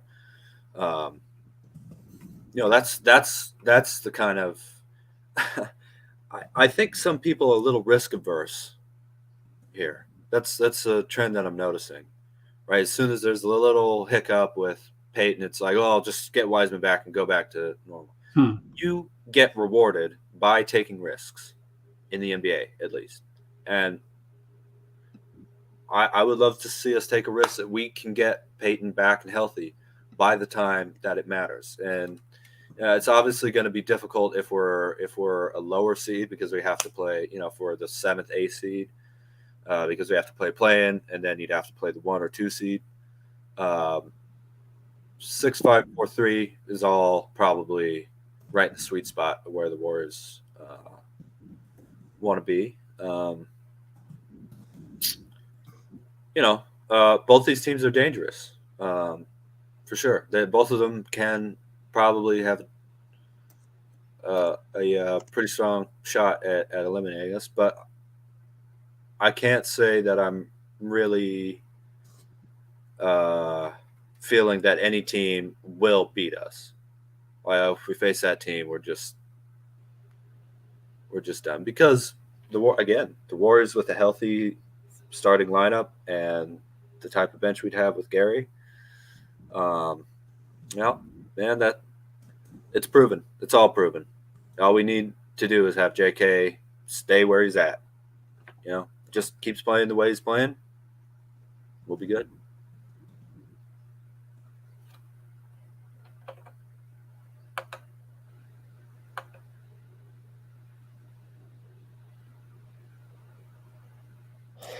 Who's making $30 million? What are you talking about? It's funny how we're hitting some of these comments. Where are you even seeing that comment? I don't even know where you're seeing that. What? Anything about Poole? I haven't seen a comment about Poole in a while. Thank you, Zambi.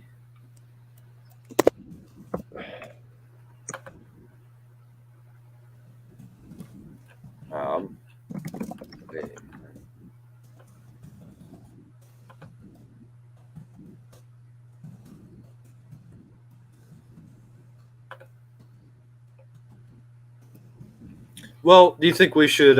We're both in agreement on this, and I haven't seen. Well, we're both pretty much in agreement on the Gary Payton thing. So you want to talk about maybe some buyout guys? What you think the team should do if we do keep Payton? Or I just don't know that. Okay, yeah, good. We can talk about buyout guys. So let me do this 139 mark. Okay, my thing with buyout is. And sorry, for the sake of argument, let's say that that Payton is on the team. Yeah, that this trade goes through. Yeah, because that is a big difference. I just don't know that we have room on the roster. I look at the 14 spots. Rollins is hurt, which sucks.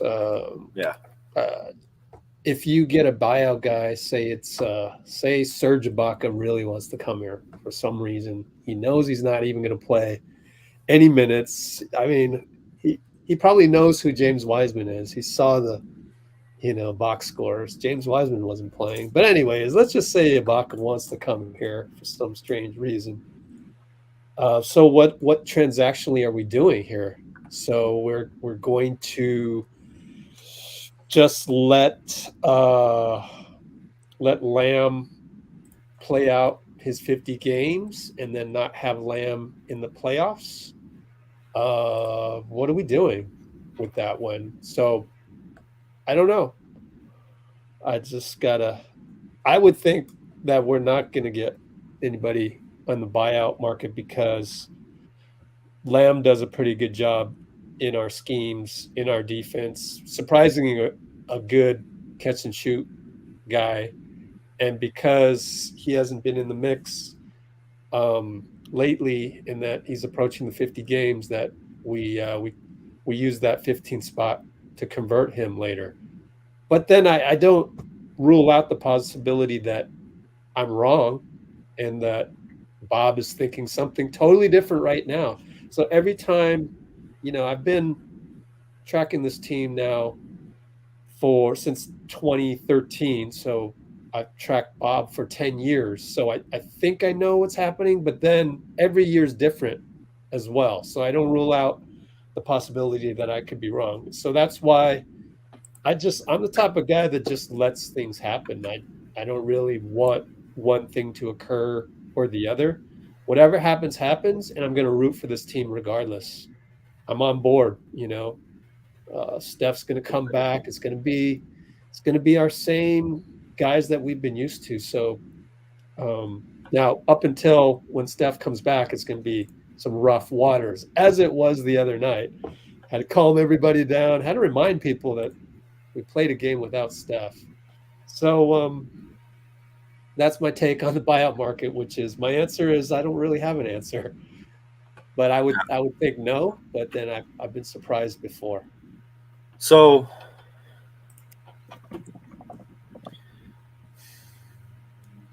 by the way, the poll results.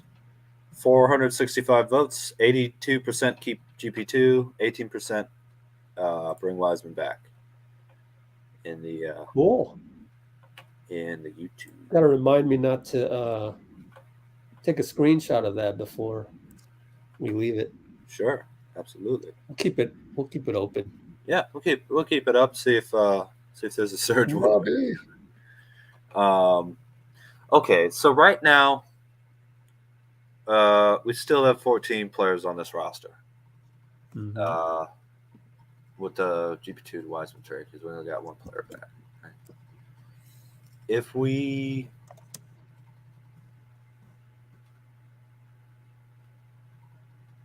have to cut Rollins because he's hurt, that's a question mark. I don't know. I mean, paid a lot for him, but he's also a second-round pick. I like his potential, but Rollins. Yeah. $1 million. Yeah.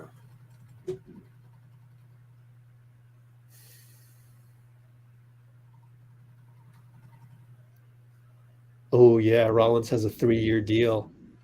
Does he? Yeah. Look at that. Oh, I didn't. Sorry. It's probably a team These option, guys. though. I want to see that.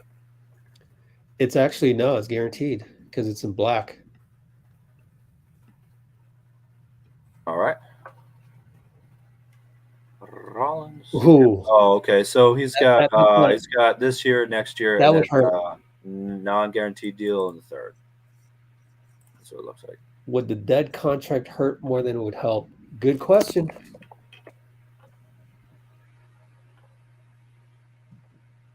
Can't just cut him. Well, I think it'd be a way. Yeah, you would eat the rest of that salary, but Unless someone signs him, right? Anyway, Yep. So the reason I'm asking is that if you cut Rollins, that's down to 13, signing Ty Jerome and Anthony Lamb, bring it up to the 15 spot. Would that be worth it to keep those two? Would you only keep one? I don't know. Ty Jerome seems less likely to get the contract than Lamb, just because he's more of a point guard, shooting guard type player. But I guess, that would have to be dealt with by the time most of the Warriors, and I'm sure, especially after the trade deadline and with information, that we don't that we haven't heard yet about who's coming and going from, or who's going to be bought out from the after the trade deadline. I'm sure the Warriors already have a roster of roster. I'm sure the Warriors already have a list of buyout guys that they're monitoring and have realistic chances of getting or not. So it's the Lamb Jerome thing will probably be resolved after we figure out what the buyout thing is, even if that means because I'm sure the buyout guys, that'll be done within like a week or two of the main guys getting onto the market. Zaza, put on your jersey.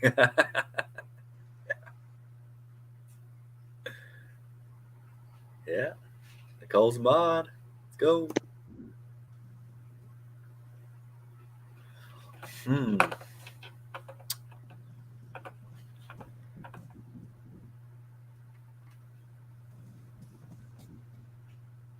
Yeah, I don't think McGee's going to be on the buyout market. It does seem like he's playing. Not sure the Cavs are just going to let Kevin Love go for nothing right now anyway. I can see them, even if he walks as a free agent, still getting the most out of that contract and playing him through the playoffs, because the Cavaliers are making playoffs, looks like. Mm-hmm. Yeah, the whole buyout formula is usually a team that's not going anywhere, so not going to make the playoffs. So then you get bought out and you try and latch onto another playoff team. What Pat Bev is going to try and do. Right. And especially, Love has been in Cleveland for so long. I think it's likelier that he's telling them, I'll finish out the season here. Let me hit free agency and after his contract's over, because he's an unrestricted free agent after the season. Talking about Love, Kevin Love, Zambi. Serge, I think, is going to be bought out. Buyout market NBA.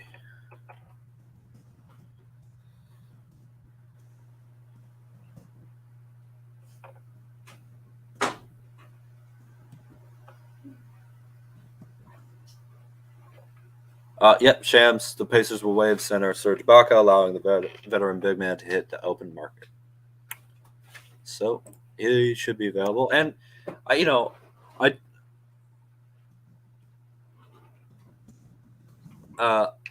do think that he's an. I do think he's an interesting candidate for us to go after. I just don't know if he's really going to be on the court. It feels like a little bit of an Iguodala thing, or a couple minutes here and there.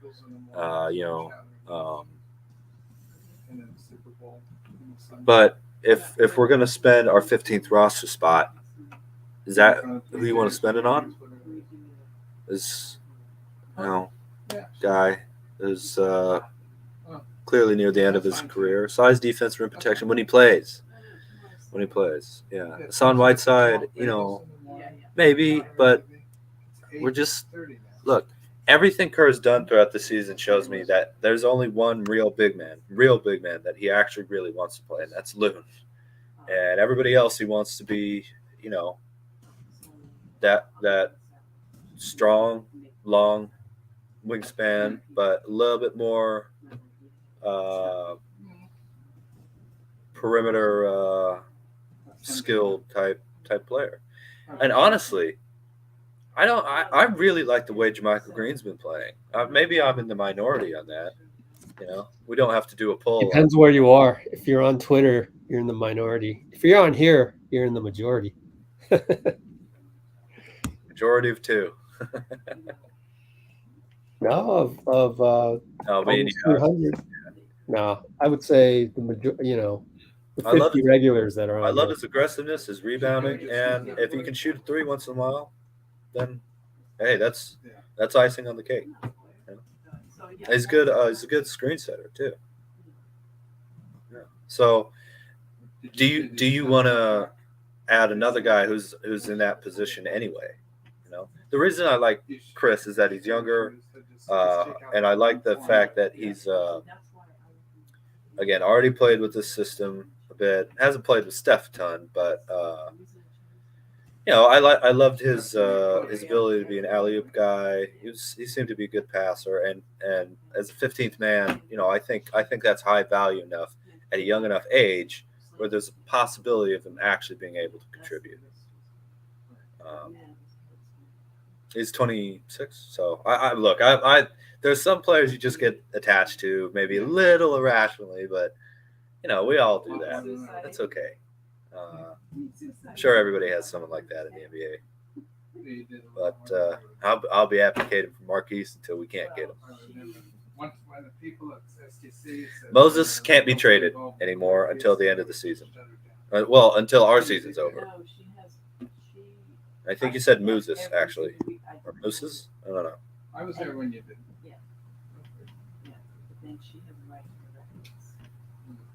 You can actually trade But you don't have to. after your season's over, even if other teams are still in the playoffs with the team whose season is over, by the way. Although that's very, very rare. Almost never happens.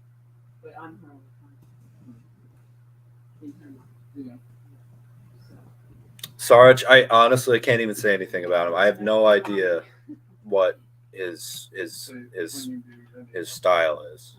Are you gonna watch? Player safety is super important to us. He was cleared. He was shot full of drugs. We put him out there. He was complaining. We gave him more drugs. He was fine. Trade Draymond Green. You got to be kidding. Come on, Trendy. Come on, Trendy.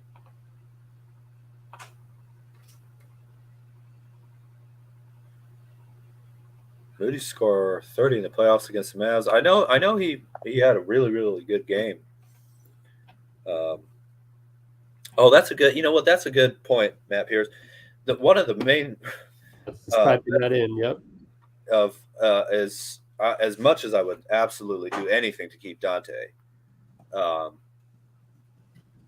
It's good to have someone who can at least fill that role a little bit if he does leave. You know. So that's a good point.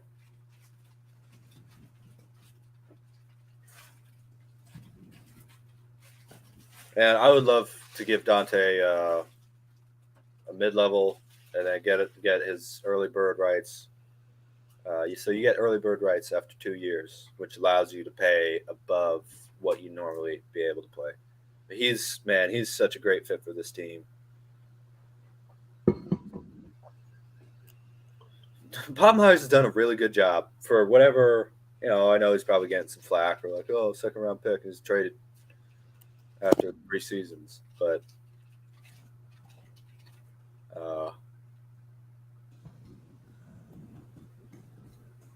he's also done an excellent job.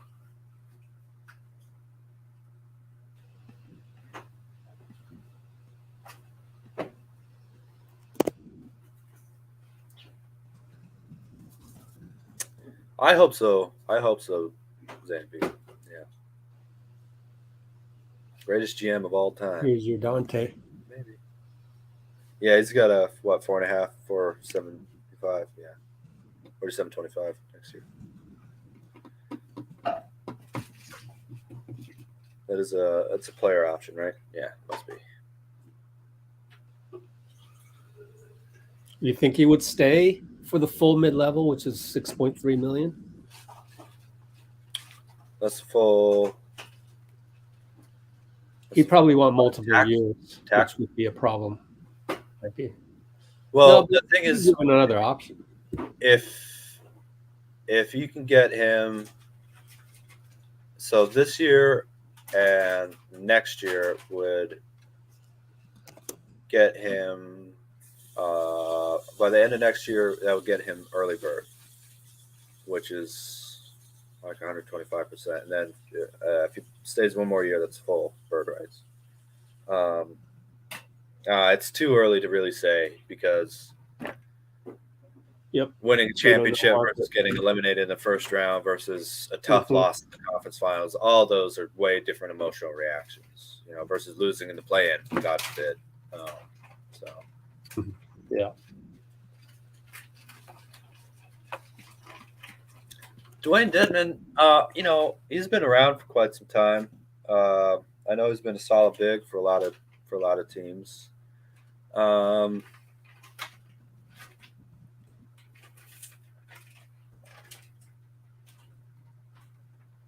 I don't know. I really don't know. I think I'd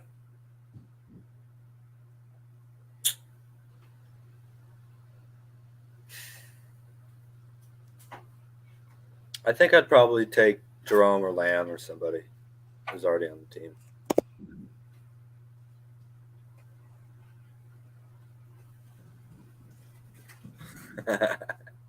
She's too good to at you now, Rich. Yeah, I wonder. Do you think that's whole Denver. male physical thing? Do you think there's a penalty involved by the NBA, or is this just, well, that's the normal process? That's why you go and you have physicals. I think the problem is that they're going to say, if you want to penalize them, cancel the trade. You get what I mean? But that. Okay, aside from that, you can't really, So other than that, I don't know. I'm afraid that's what they're going to tell the Warriors when they bring it up, which is kind of ridiculous. It means that any team who wants can just lie and then have this important trade go down, and then all these guys are really angry that they have to go back to a team that just traded them, because why wouldn't you be? Sorry, we're going to send you to Detroit. Oh, actually, now you're back. But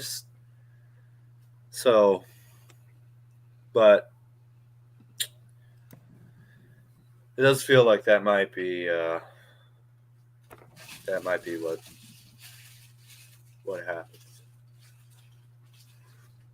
well, so you don't see a scenario where they, where they penalize Portland and we keep GP. I think there could be a fine or something, but I don't think it'll be anything really significant. That's what I meant, actually. A fine of what, like $100,000? Yeah, it's nothing. It's just a small price to pay to be shifty in the trade deadline. Mm-hmm.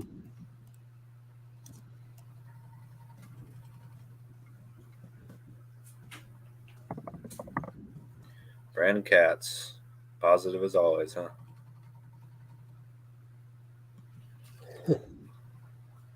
That's a fair assessment, but it's a little pessimistic. And they're not going to sue the Trailblazers. This is the second time people have been advocating getting law enforcement or, the legal system involved in basketball decisions. They wanted Draymond arrested for assault, remember? They're not going to sue the Trailblazers. Yeah, Joel, okay.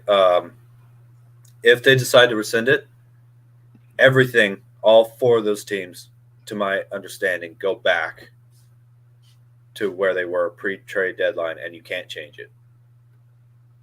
So actually, these other two teams kind of owe us a little bit if they want to keep the trades that they made, which might not be a bad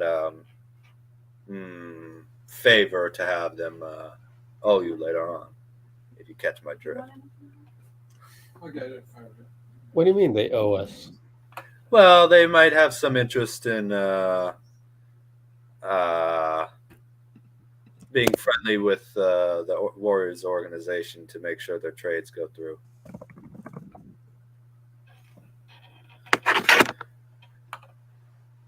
All right, I gotta move my computer. Okay. Yeah, no problem.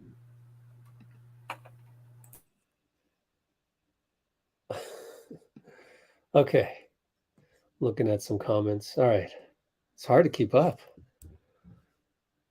Get Wise back. So hope you voted up there.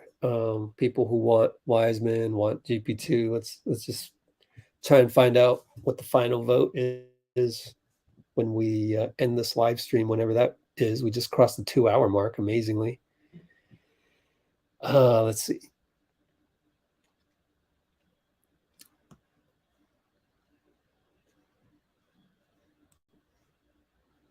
Let's see.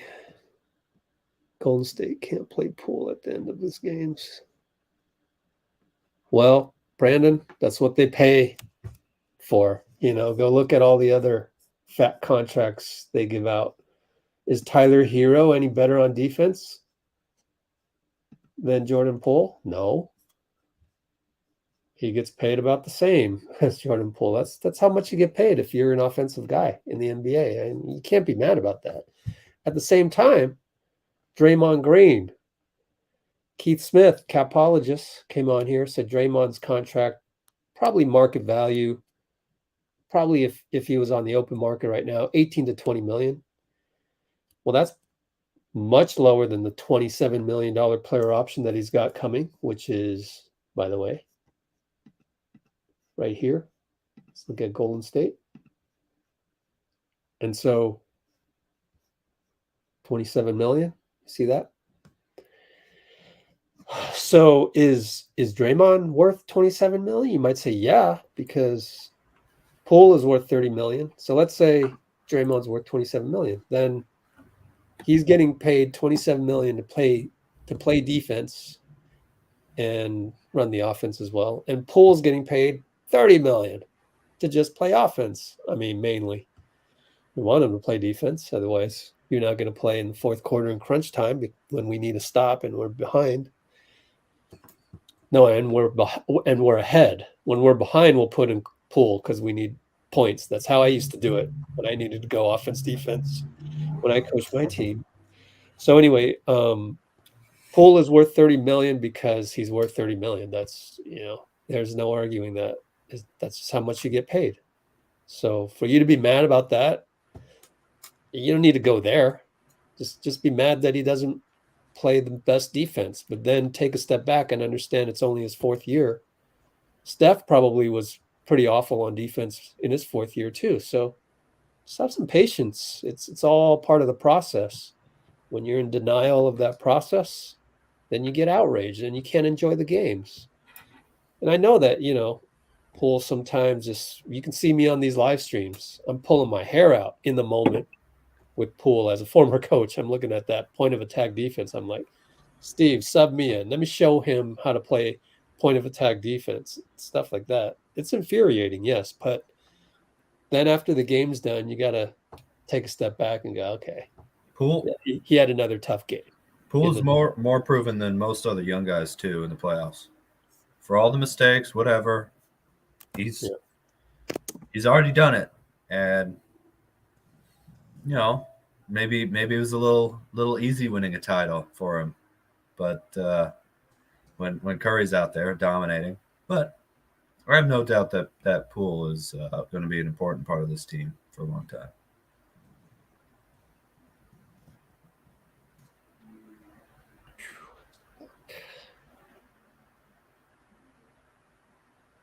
Curry's always better for him, Poole. Maybe. That's not true at all. Brandon, Brandon, were you around? Were you around? And seen you before here, man. And the West last year was bad. No, it wasn't. This guy's like a Sith Lord dealing in absolutes. All this stuff. Let me time him. I don't think there's any way to renegotiate whatsoever. It's take it or leave it. The trade deadline's over. No more Sith Lord comments. Always. Never. Golly. I don't think you can work out amendments directly with the Blazers because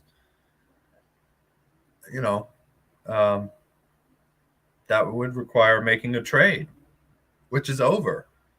And you don't want a precedent of give us a little extra time after the deadline. We're going to say failed physicals. You don't want that shitty stuff going on because teams will jump on that. They'll pounce on that. You know?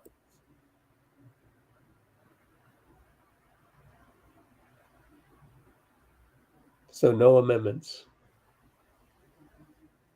I think the only thing you can really amend is the. I think you second will be round. screwing Wiseman over by reversing the trade. I kind of do think that, yeah.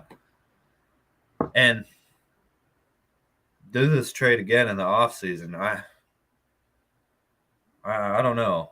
You know, I don't. I mean, would the Blazers want Wiseman because they didn't seem to want him this time?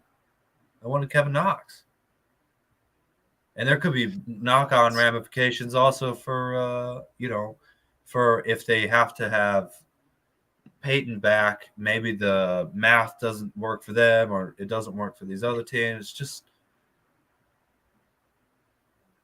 It's a lot of teams involved. yeah. Because, I mean, the Trailblazers, they had another 3-team trade alongside this one.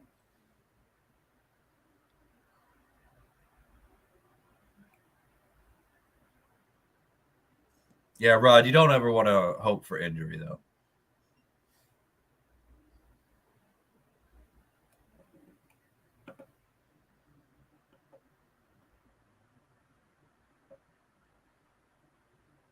That's right, dude. Again, Hagen. Yeah, I wonder if have we gotten any more news since then? Let me look around. What have the Warriors posted? Oh, there was something about Monty Poole. I just see the headline here. Dubs interested in keeping GP2 despite failed physical. But that could be Cool. No, I've got him on politics. here. Let me look at Monty. Oh, this one. The Warriors might be willing to. Yeah, that doesn't really that doesn't really go one or the other. Well, I'm looking at something on NBC Sports. It was an article that he wrote. Man, he didn't even tweet the article. Come on, Monty. Not. And I Come on, gotta go- Monty. Must be this one. Here we go with the automatic videos playing. Look out. Ah. Is this by Monty Poole?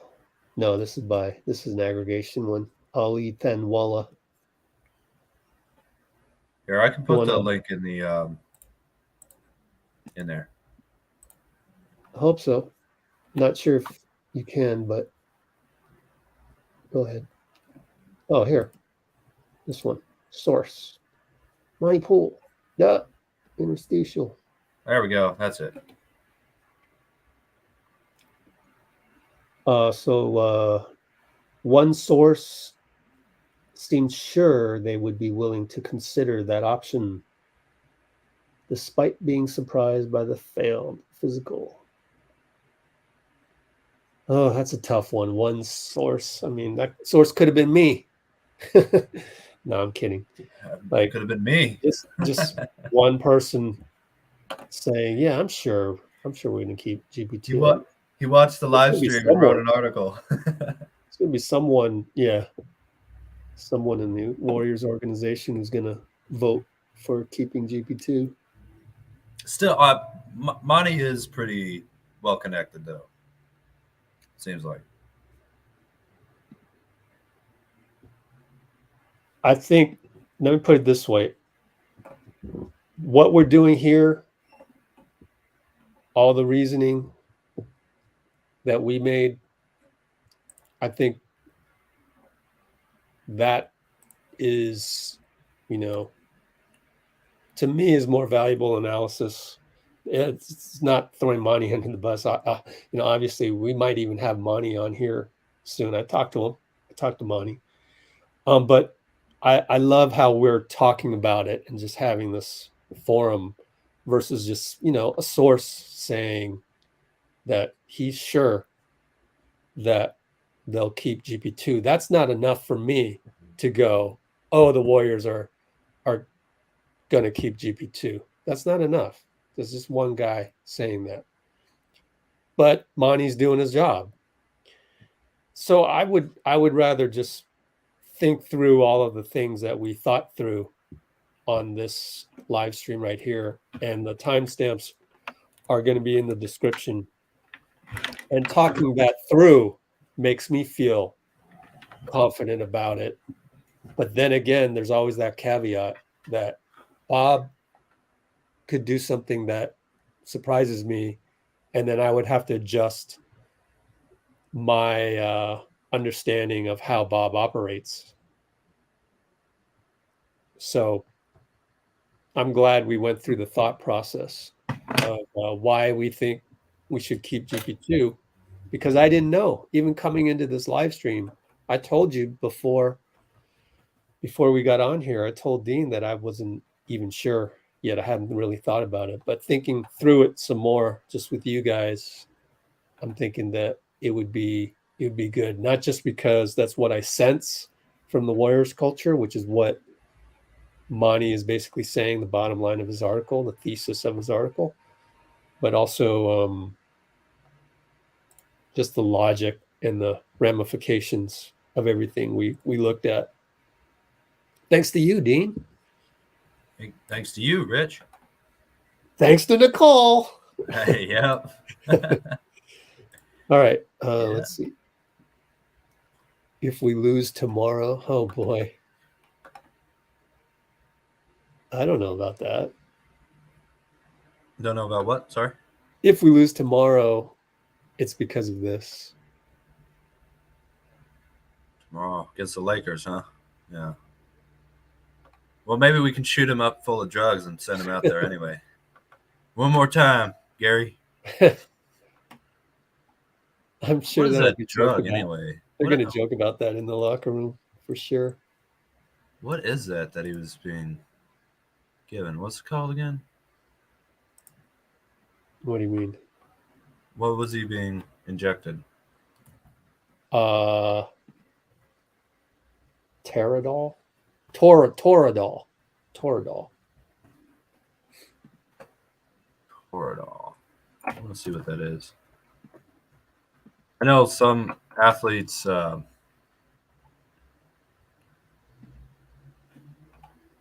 Nicole, you can just hide those people. If it walks like a duck, talks like a duck, it's probably a duck. troll. No, it's one of my haters. Oh, really? I got a lot of haters. Got a lot of enemies. But they're all enemies on this social media platform. If they saw me outside Chase, they'd be, oh, you're the Let's Go Warriors guy, aren't you? That's how people are. But I know who you are. Let's see.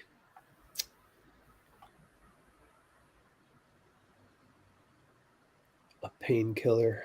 God. Man, I'm glad I've never had to take one of those. Yeah. Look No, at Dean. some of the Dean Agon has the boom. yeah. Good Lord. Nasty. Ouch. Nasty stuff, man. What are the side effects? Well, just looking at Wikipedia, so take it for what you will. Drowsiness. Oh, anything with drowsiness scares me. Stomach, sleepiness, dizziness, abdominal pain, swelling, nausea. May induce stomach bleeding, kidney failure, heart attacks, bronchospasm, heart failure, and anaphylaxis. Great. You got to say that like really fast at the end of it, like a pharmaceutical commercial. Go by, ask your doctor. We're not Don't die of a heart doctors. attack. If you're having a heart attack, ask your doctor. Yeah, it's just that, I mean, imagine getting that injection for, he played 15 games. I imagine you got it every game. So,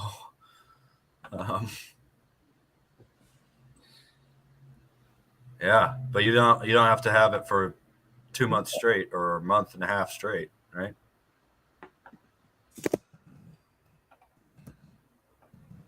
Get well soon. Anti-inflammatory drug. It is not a painkiller. Well, I hope you get better too. Yeah. Hope you get over that COVID. Yeah. How does so many people know what it is? Sheesh. A lot of you Anyway, guys. I know that teams can. I'm sure they're not allowed to give certain type of painkillers like opiates or whatever. Yeah, everyone's a doctor here, but I do know that overusing those type of things just to send a guy out to go play a child's game, as Clay called it. That's pretty messed up. I know, like sometimes it's some. Oh yeah, I was talking about Matt Barnes saying that one of the reasons that he wanted to use like topical CBD and stuff is that he was around other athletes whose either their liver or kidneys were pretty damaged for all the intense amounts of Advil, ibuprofen, whatever that type of stuff that he had to take over, like basically every game or something like that. Yeah, grown men making their own decisions. Also, they're not doctors, and they're relying upon the medical teams around them to, to determine whether they're healthy or not. I mean, you hear it from the Warriors all the time. It's up to Celebrini. So if Celebrini was just like, "Here's a shot, get out there," that's their decision. But it's also like, you have to trust the team doctors and doctors around you too. It's a tough call, but clearly the Warriors saw something going on there that was, that was enough for them to even let this article be released. Yeah, because they could have just jumped on it.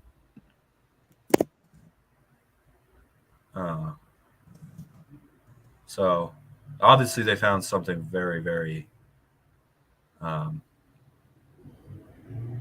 upsetting to them.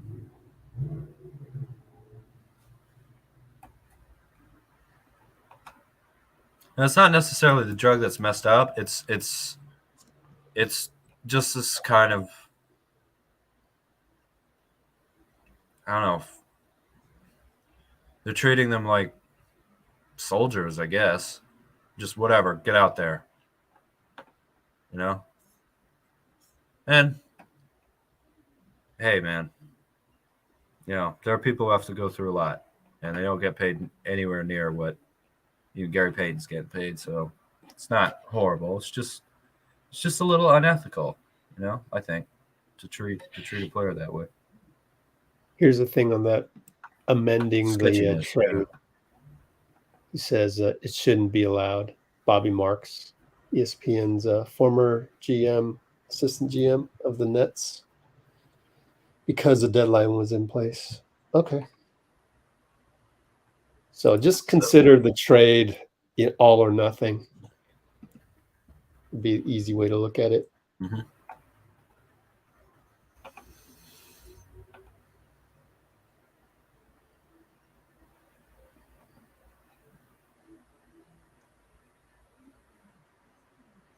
All right. Let's go back to the salary cap table.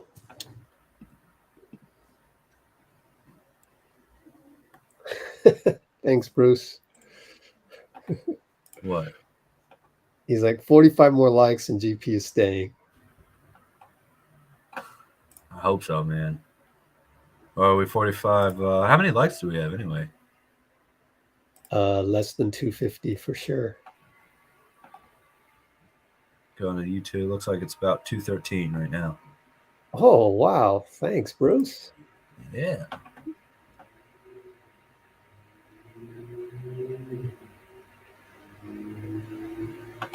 The keep Gary Payton has dropped down to 79%.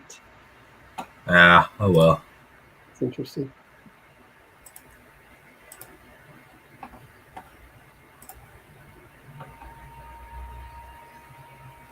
Okay, goes into next season with lingering issues, and you have to attach a draft pick to get rid of his contract. I'm not sure about that. I'm not sure that you have to attach a draft pick to get rid of Gary Payton's contract at all. I mean, it seems, probably most teams are asking for draft picks no matter what, but yeah, okay, it's a little risk. And if you're not willing to take that risk, then that's your take on it. I guess you'd rather have Wiseman back. Is that right? No cap, 757. I see you commenting on those Locked On Warriors stuff too, by the way. He gets around different. I think I even saw this guy on, what was it, Light Years, something like that? So, talking to a lot of people about the Dubs.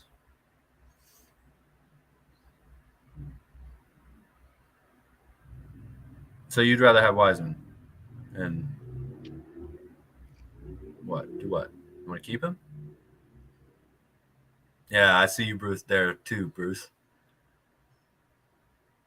I don't think there's anyone cooler than here, though.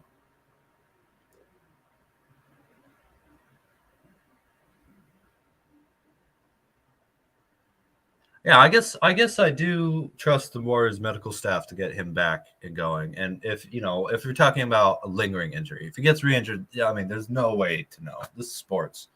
That's just sports, man. So.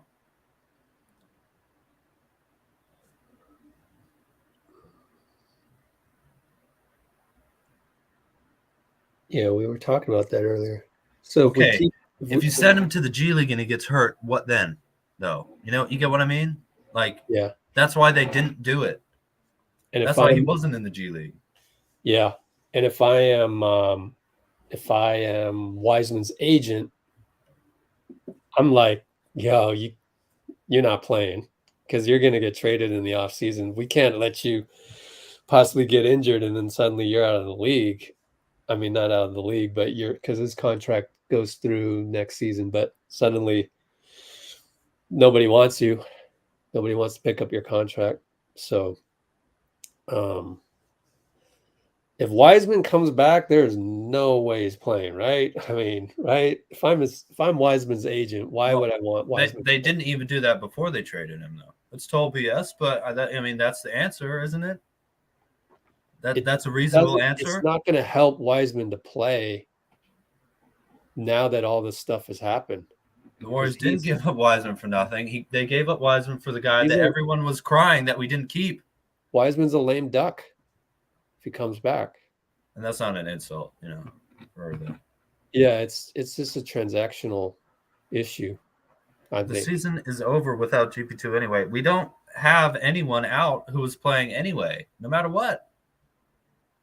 I don't want to be, I don't want to yell at you, no cap. It's just your opinion. That's fine. But we're a little stuck here, no matter what. I don't think Wiseman's agent is going to want him to play. Someone convinced me otherwise of that. I welcome it. I'm here to learn. Someone convinced me that the agent of Wiseman wouldn't want to shut him down because he knows he's traded. Yeah, Chai, it's all or nothing. It's the trade we made at the trade deadline, or everyone on all four teams goes back. Just to hey, we don't need to get in fights. It's just we're just having a little debate here, gentlemanly, ladylike debate.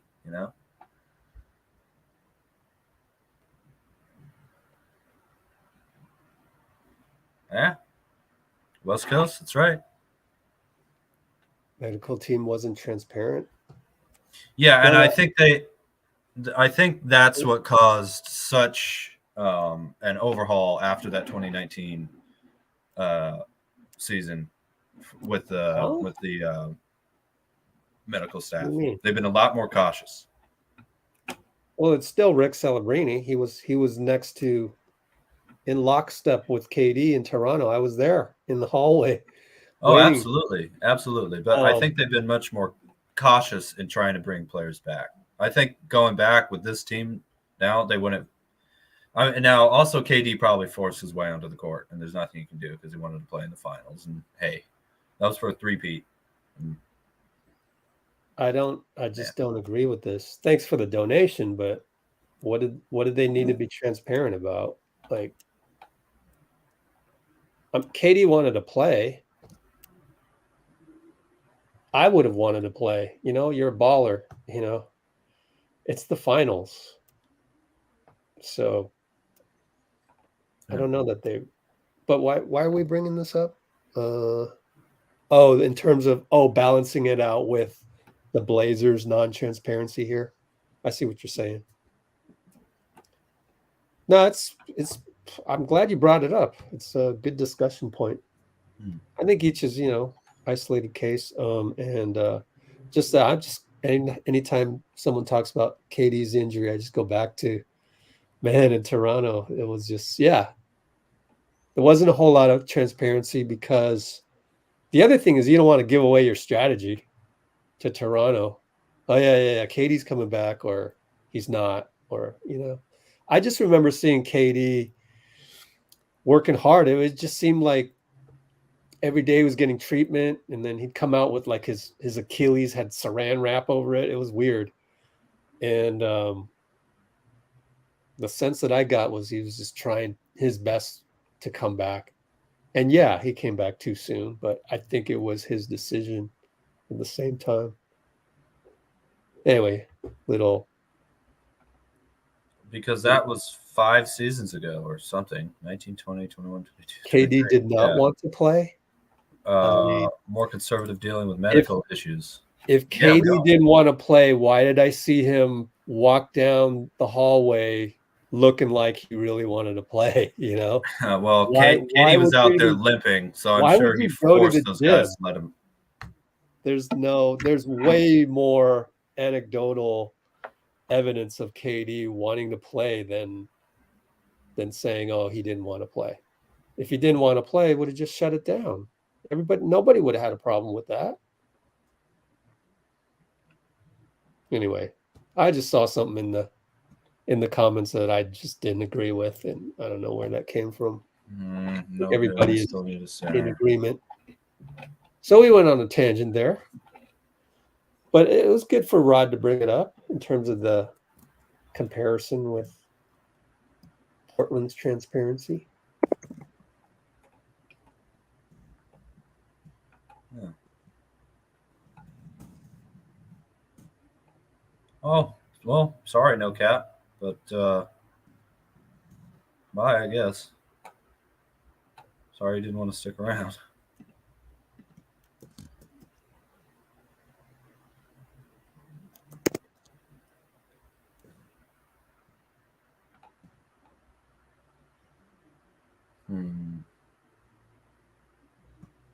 Good point, Nicole.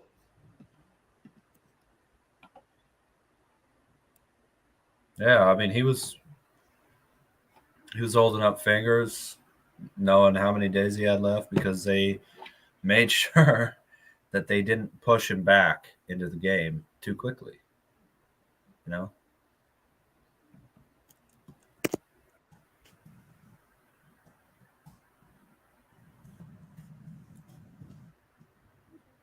Evidence is the what? What are you talking about, Ryan?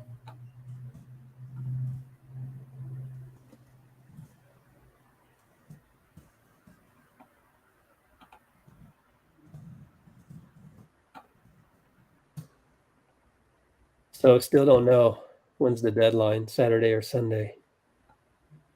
Okay. Because one guy they can't trade GP2 anywhere other than sending him back to Portland, though. Okay.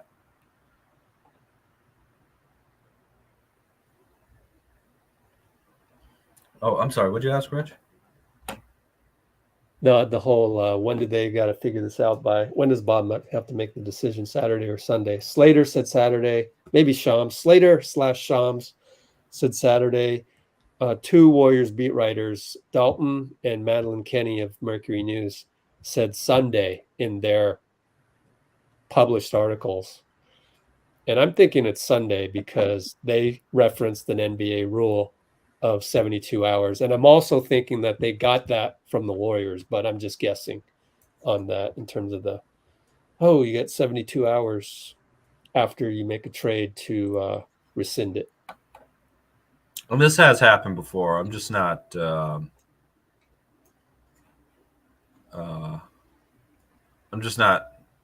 sure what the details were. It's been a long time, I think, since something like this, especially something this big, this many teams, hinging on one player's physical. Cool. PBJ hit 7 threes. Nice. Warriors have never played a team in playoffs that was the top team and had top low score at the center position. Not sure that's totally true. I mean, we did play. Look, Jokic is Jokic, no matter who he had around him, right? So, but yeah, I mean, there's only 2 teams that have centers you have to worry about, and that's the Sixers and let's call Giannis a center. That's the Sixers, Bucks, and Nuggets. Maybe Anthony Davis. Yeah, well, we played Anthony Davis a couple times, and Draymond was great on him, although he is a little bit more of a 4.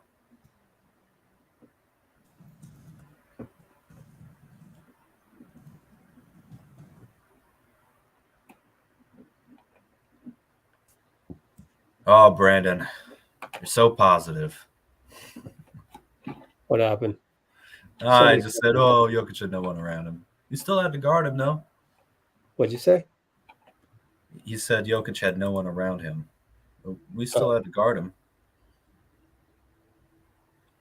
Yeah, and we beat Davis, 2 years? 2 different years, I think?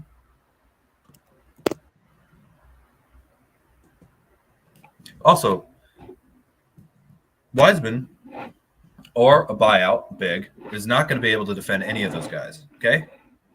That's not happening. Missed on Toradol. He was an expiring contract that we wouldn't really have been able to re-sign. In terms of, salary rules and regulations, that sort of thing.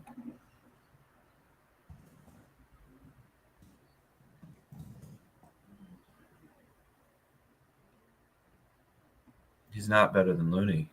We just went over his win-loss record with the team. 18 wins in 21 and 9 wins this year. 21 losses in 21 and 12 this year. Which, whatever. But 2 seasons we've had better team records than records with him out there, which is why we traded him. Look, the Warriors traded Wiseman for a reason, by the way. I hope he really finds his home in Detroit, and just gets to play normal basketball, because we don't play normal basketball on this team. Exactly. We don't play pick and roll, really, unless it's Steph Dray pick and roll, and it's not even the same as that. We don't play pick and roll constantly.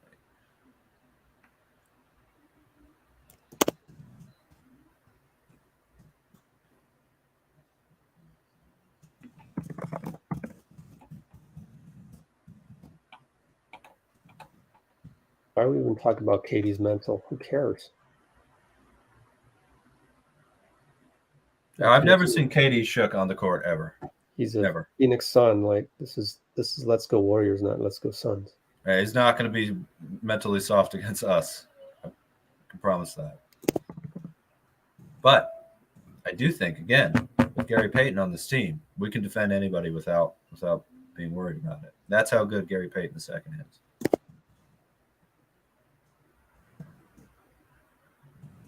Jace Johnson on Santa Cruz. That's a deep cut, Daryl. I wonder. By the way, all this talk about getting centers, there are a bunch of them on the trade, on the buyout market, right? Like there always are. Maybe because teams know they don't play centers in the postseason. They always go small. Always. Every team does it. Unless they have, superstars, right? Like I guess the Celtics didn't really do it, but It's because Horford's a great fit, and they had Rob Williams, and Tatum, and Brown. Oh, Brown with that broken face, man. That's rough. Oof.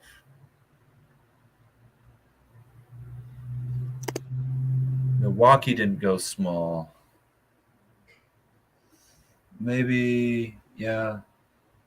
They did have Brooke Lopez though, alongside How many minutes Giannis, did who's Brooke more play? of a perimeter player. It's not really small; it's just perimeter. They play different. Warriors are the only team that play like the Warriors. This whole system is designed around Steph and Clay. Donte and GP2, do you think it will work? Yeah. Yes, that's amazing. That's an amazing defensive backcourt. You think drafting LaMelo would have put us in a better situation? No, I don't. I think, LaMelo has had what Wiseman didn't have, which is a team with no expectations, a system with some good players around it, but no one who can really take the ball out of his hands. How do you really play LaMelo on this team? In the Poole spot, I guess. But the nice thing about Poole is that, he is able to play that off-ball combo guard type position. I'm not sure you really want LaMelo doing that. You want the ball in his hands.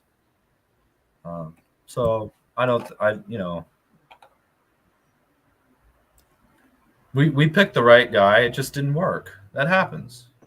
We got plenty of good young players in this team, really.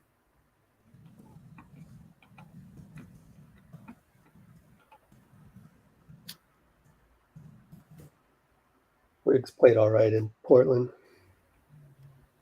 I did like the way he was rebounding the ball. Yeah. No, he was on anti-inflammatory. Raghav Vora. I got that name right.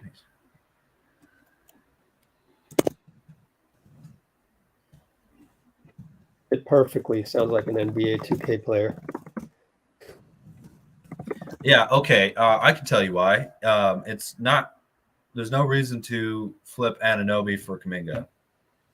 Kuminga's That's cheaper, ridiculous. younger, with I would say similar ceiling, if not a little bit higher. Already has experience in the finals. I just don't think that's what they're asking for. They wanted Kuminga plus others, and I don't know. I guess it might have been. I mean, Kuminga's making what, $5 million, so they need to get another. I don't know if he was at 17. You don't have to do the whole 17. You can do a little bit less than that afterwards. You're trying to save money, but it just probably wasn't really worth it. Also, almost as good a defender as Draymond. Maybe individually. He's not on a max contract. He might eventually be there, but he's not now.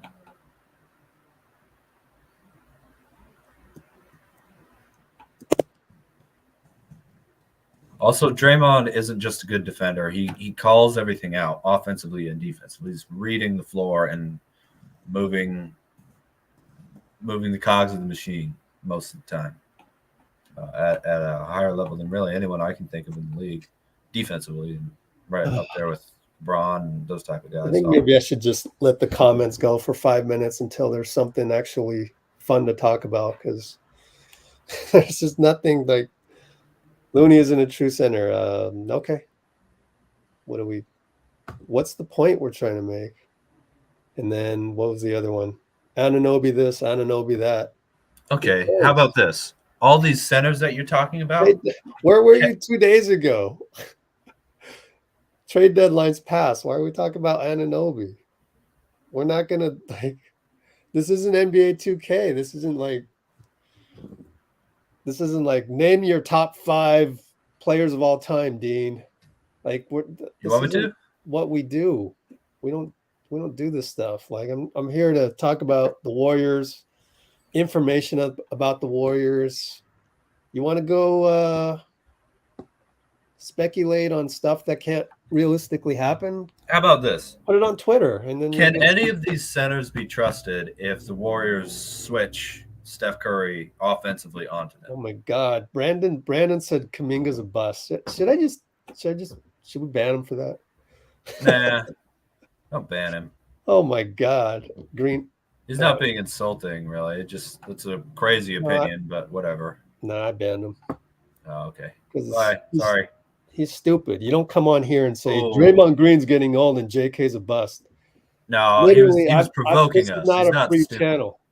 This is not a free channel. I mean, it is, but then to the point of if you say stuff that's not along the lines of "Let's Go Warriors," then I don't want you here. Don't unsubscribe. Don't watch my videos. I don't want your Oh, I money. can't shoot a bust. I Yeah, really Shaq don't. couldn't shoot either. I Bust. don't want your money. I want to hang out with people like Dean, Nicole, Amy, Bruce. The list goes on and on and on of who I want to hang out with on here. And it's 99.9999% of Twitter that I don't want to hang out with. That's why I built this channel. So we're here. We're not going to take the stupid casual crap.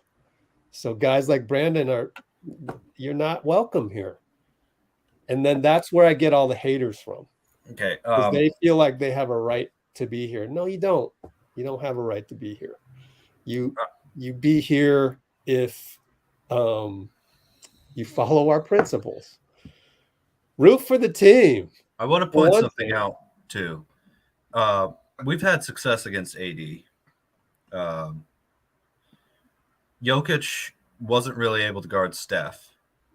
And the Mavericks beat the Suns with Ayton by, what'd they do again? They went small ball, right? You know?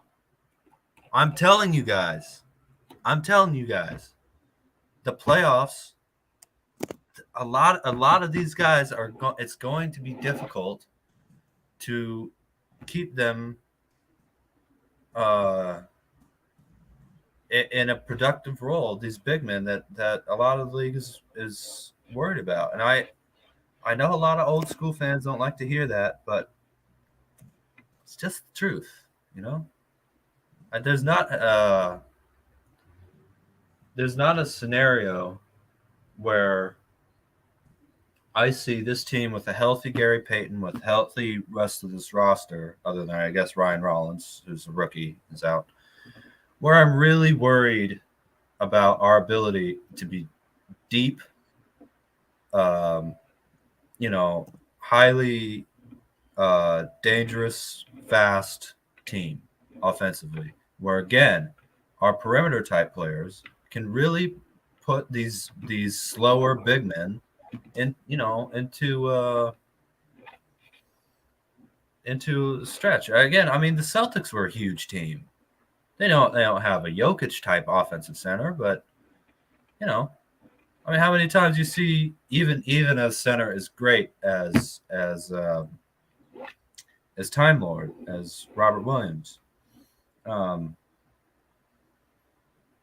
many times were we able to get one of our perimeter players out there, draw them away from the paint, and out perimeter them?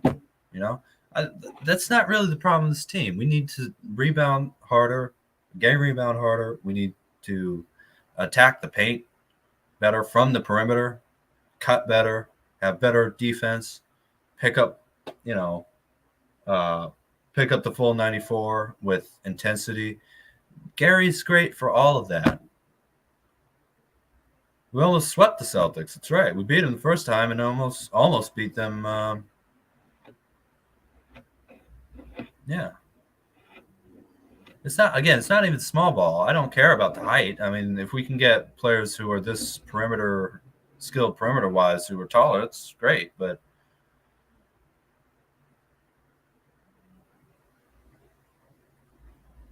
Taco Fall. Great jump shot. MVP of the G League. Yeah. Okay. Wow, he was MVP of the G League? I did not know that. That's what Michael Nolan's saying.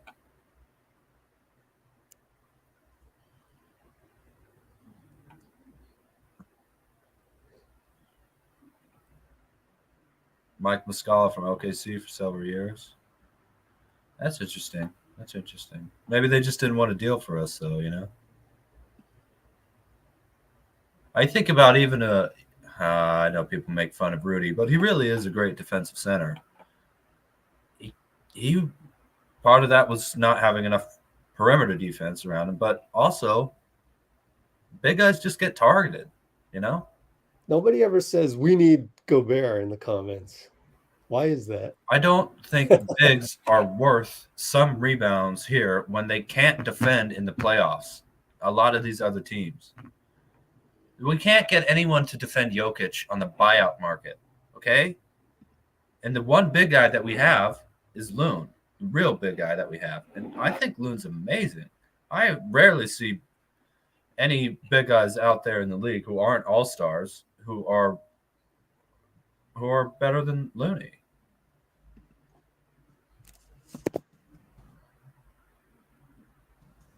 Okay, but Loon is amazing at being able to switch even perimeter pick and roll. He's had 2020 games in the playoffs just last year. The MIB thing went, Loon's not enough. I swear, man. I wanted Rudy on our system too because of all the perimeter defense that we had. I thought that would have been cool. But now that I think about it, it's probably not the way the Warriors want to play.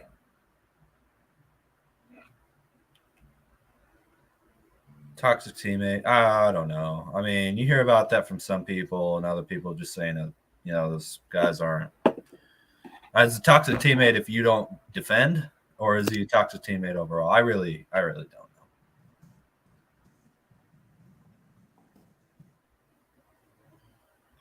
Yeah, it's interesting. Muscala would have been an interesting choice. And again, maybe my guess is the Thunder just didn't want to deal him for anything that we had. I'm not sure what the Boston deal was. And Boston's been making some good moves. You're right, getting Brogdon and Muscala and also Derek White too. It was a good trade. Charles Barkley said the Suns bench was thin. That dude's such a homer for Phoenix. I'm surprised he said anything like that. It's too fancy. Yeah.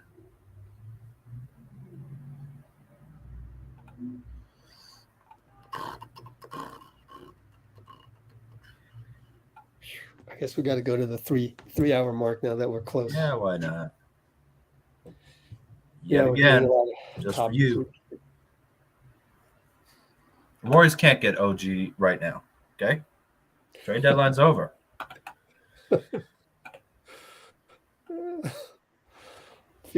Sometimes I feel like a recess monitor. Johnny, No running in the pool. Get off the What tree, did I just Johnny. say? Oh gosh.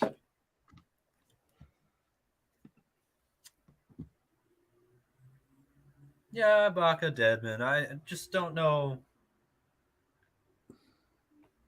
I just don't know if that's really changes much. Well, what will the rotations be? Generally, you're going to have a rotation that's about Same as 10, game 6. There. 10 people max. Next question. That's even right there. That's only a 9-man rotation. Not done with your essay. There you go. Yeah, we should just wait and see what the GOAT GM does, right? Yeah. McGee's not getting bought out, I think. Yeah, why not get Ben Wallace? The thing is the Hall of Famer, literally. Everybody wants to get a center, and they go, "Oh, JaVale. Wait a minute, JaVale's not even playing for Dallas. So how come it's okay for Dallas to play small and it's not okay for us?" I don't know. See what I'm saying? I'm going back to the whole psychology of what people think out there, the logic. Step 1, step 2, step 3. How many more games does Steve have to play with the small lineup with this rotation basically that has J-Mike in it? Before I do think J-Mike's important too. Yeah, JaMych's important. He's not 7 feet though. So when look again, Bob might go out and get a buyout guy next week, 7 feet. That would blow my mind. I would have to rethink the whole thing, and we do a live stream and talk about it. But now that we've seen 55 games of small ball, or really, we played Wiseman a couple times, so 50 games of small ball. Yeah, but he only played like 9 minutes in those games. Yeah. So let's say 50 games of small ball. Isn't that enough for you guys to just understand that we're probably not getting a buyout guy that's a center? I mean, we're probably not getting any buyout guy because we only have 14 spots. But you guys keep insisting on it, and I don't know why you keep insisting on it when the evidence is right in front of you. Start thinking like, a studier of the game, a studier of the Warriors. That's why we're trying to tell you guys that it's unlikely. Also, a little obsessed with height, aren't we? Like Gary's proven. Gary Payton, when he's healthy, he's proven on this team what he can do. And a lot of that was against big players. Really. Watching Warriors win a ring playing small, nothing will wake up the bots. Maybe. But, we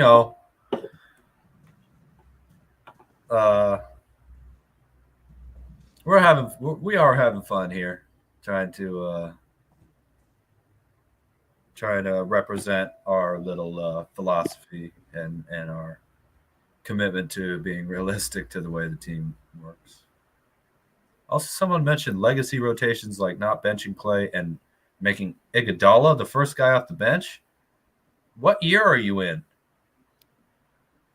Well, he could be talking about when he's 100%. When has he been 100% in this decade with us? No, he could be 100% by the start of the playoffs. You never know. But he's talking about it like Kerr's been doing it. Like he's upset that Iguodala's the first guy off the bench. Where's the comment? What did he say? Let's see. Daniel, no. How do you feel about Kerr's legacy rotations, such as refusing to bench Clay or having Iguodala be the first player off the bench? Oh. Having Iguodala be the first player off the bench. He's not. When has he done that? Yeah. Okay. Just come out and say he was it. healthy this year. Daniel, just come out and say it. You're going a roundabout way. You're trying to get us to go against Steve to make your point. So I just say your point. Legacy. It was like 2 games, man. Refusing to bench Clay or Looney. And I get some people Everyone saying here is happy with Clay right now, right? To get to this point, he's been killing it. To get to this point where Clay is at, we got to this point. Like you don't go back to every game and go, oh, Kerr shouldn't have played Clay there. Kerr shouldn't have played Clay. Clay is who he is today, and that's what matters. And all those things that happened in the past led up to today. So anyways, what do you think about Clay's doing great. So that's what I think about it. And then I don't understand the Iguodala part. They're saying he was the first player off the bench in the 3 games he played this year. 3 games doesn't mean anything. It's interesting, but I don't know. Oh, because we went small. Because we decided to go small. Did he play against Boston? So we decided to go small. It's all about the small ball. It's all about perimeter. I don't think they care about the height. Just in case, like, if you're not here to throw Kerr under the bus because 99 guys out of 100 in the comments, that at the end of the day, they just want to throw Steve under the bus. I'm not here to do that. So I'm suspicious of you. We don't know you really, Daniel. No, like we haven't seen you on here. So I don't really know, but that's kind of why I was defensive on that. I'm always defensive with guys that I haven't seen that You know, the first thing they say is something, questions about something, and it's like, let's get to know each other a little bit first. We also can't hear your tone in the comments, obviously. Rim protector. Second unit. Who is the rim protector? Well, I mean, I'm advocating Vail, Curry, right? Payton, Thompson, Wiggins, Green, and then Looney would be the rim protector on the second unit. Why not? In a perfect world, yeah, sure, we would. But who is that going to be? Also, how many rim protectors can you put that? And also, I was saying that the roster, 14 spots taken right now. I'm thinking that Anthony Lamb will get the 15th. I'm not sure, but yeah, it would be interesting to see the whole rim protector thing.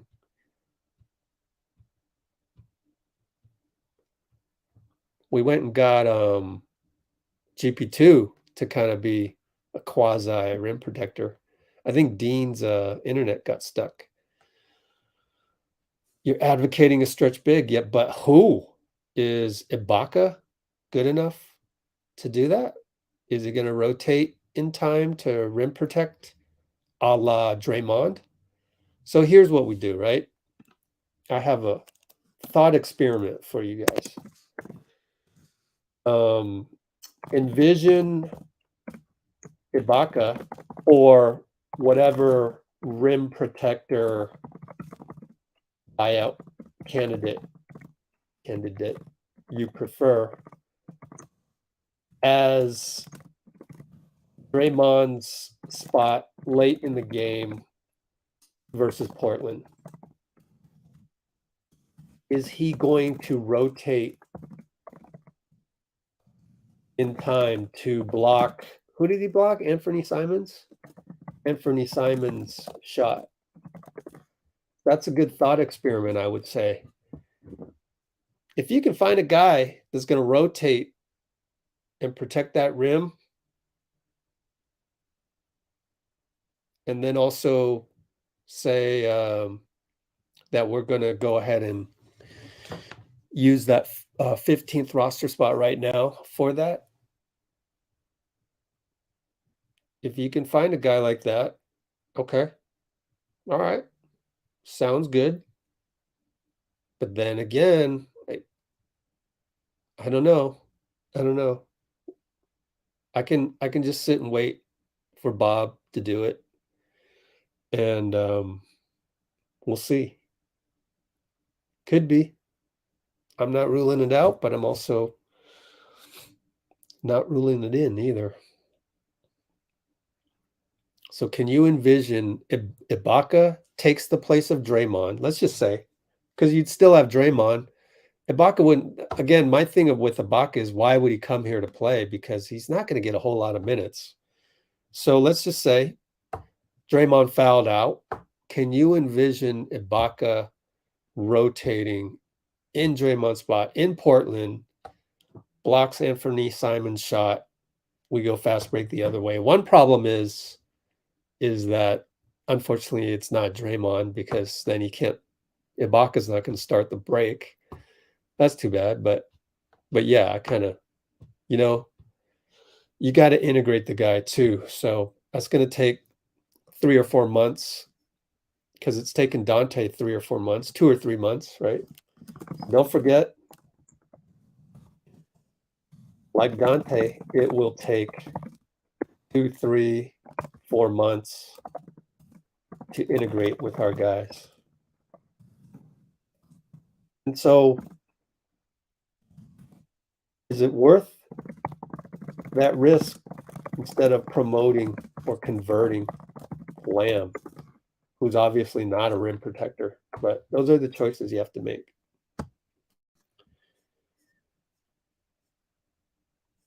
Yeah, good point, Robbie. So there's that.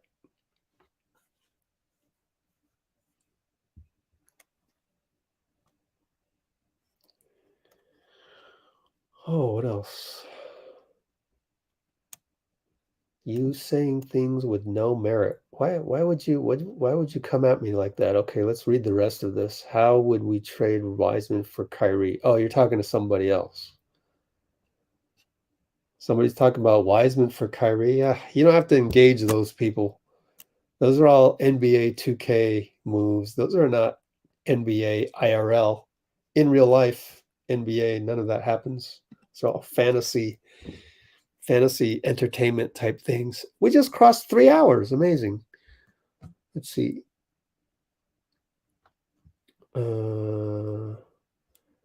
Yeah.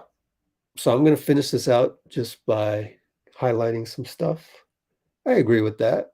Don't necessarily need a rim protector. We didn't have one in game 6 of the finals.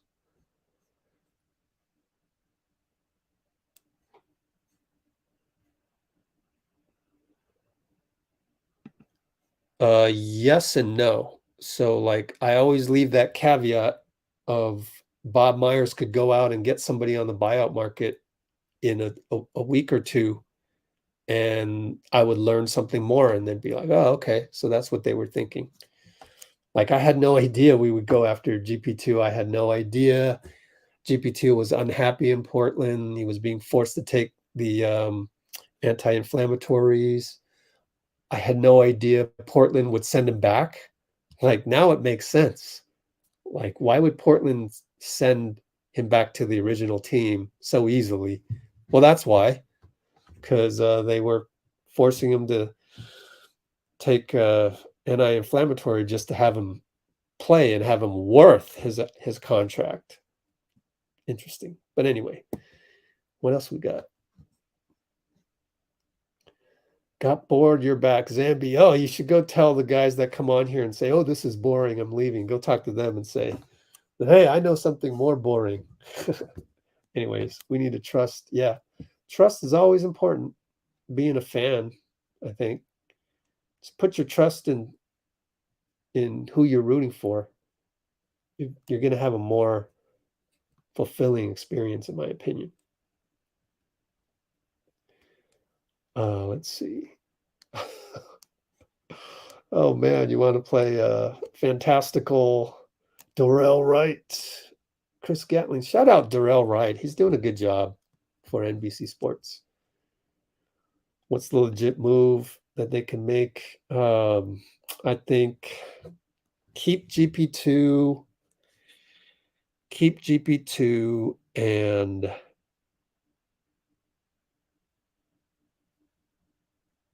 ride it out. Play better. Hope that GP2's energy gets injected into this team, even from the bench, even just in the locker room, because he won't be playing for 2 or 3 months. But what do I know? Gladly, it's not my choice to make. Those are the $1 million questions, decisions that Bob Myers has to make. By the way, I'm guessing that Dean lost his internet, and so thanks, Dean, for being on here. Really appreciate it. Man, we're going strong here, I guess. So that's what I'm thinking. Thinking what Nicole's thinking. GP2 is not enough to win a chip. Oh man. So what would have to change here on this is the same lineup. We got 7 of the first 8 guys listed on here back. And then you replace Otto Porter or you promote Jonathan Kuminga in there. I mean, it's the same. We're just running it back. Draymond, everybody on this team can't be mad at that. They're certainly not as mad as you are. GP2 is not enough. Well, go ask Steph, go ask Clay, go ask Draymond, go ask Andrew, go ask all of these guys. They're going to say, yeah, that's enough, because that's pretty much the same squad that won us the chip. Just, under a year ago. How many months? 7.5 months ago.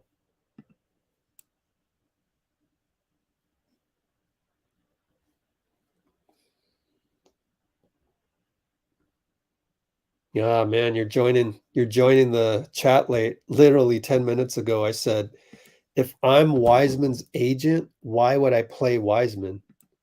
I'd be like, yo, you are not getting injured, and let me make sure of that. I'm gonna go demand to Steve to shut you down. That's it. A la Jay Crowder. You're not playing, James. Sorry. You are what you're worth right now. Detroit took a shot at you. In fact, Detroit increased Wiseman's market value.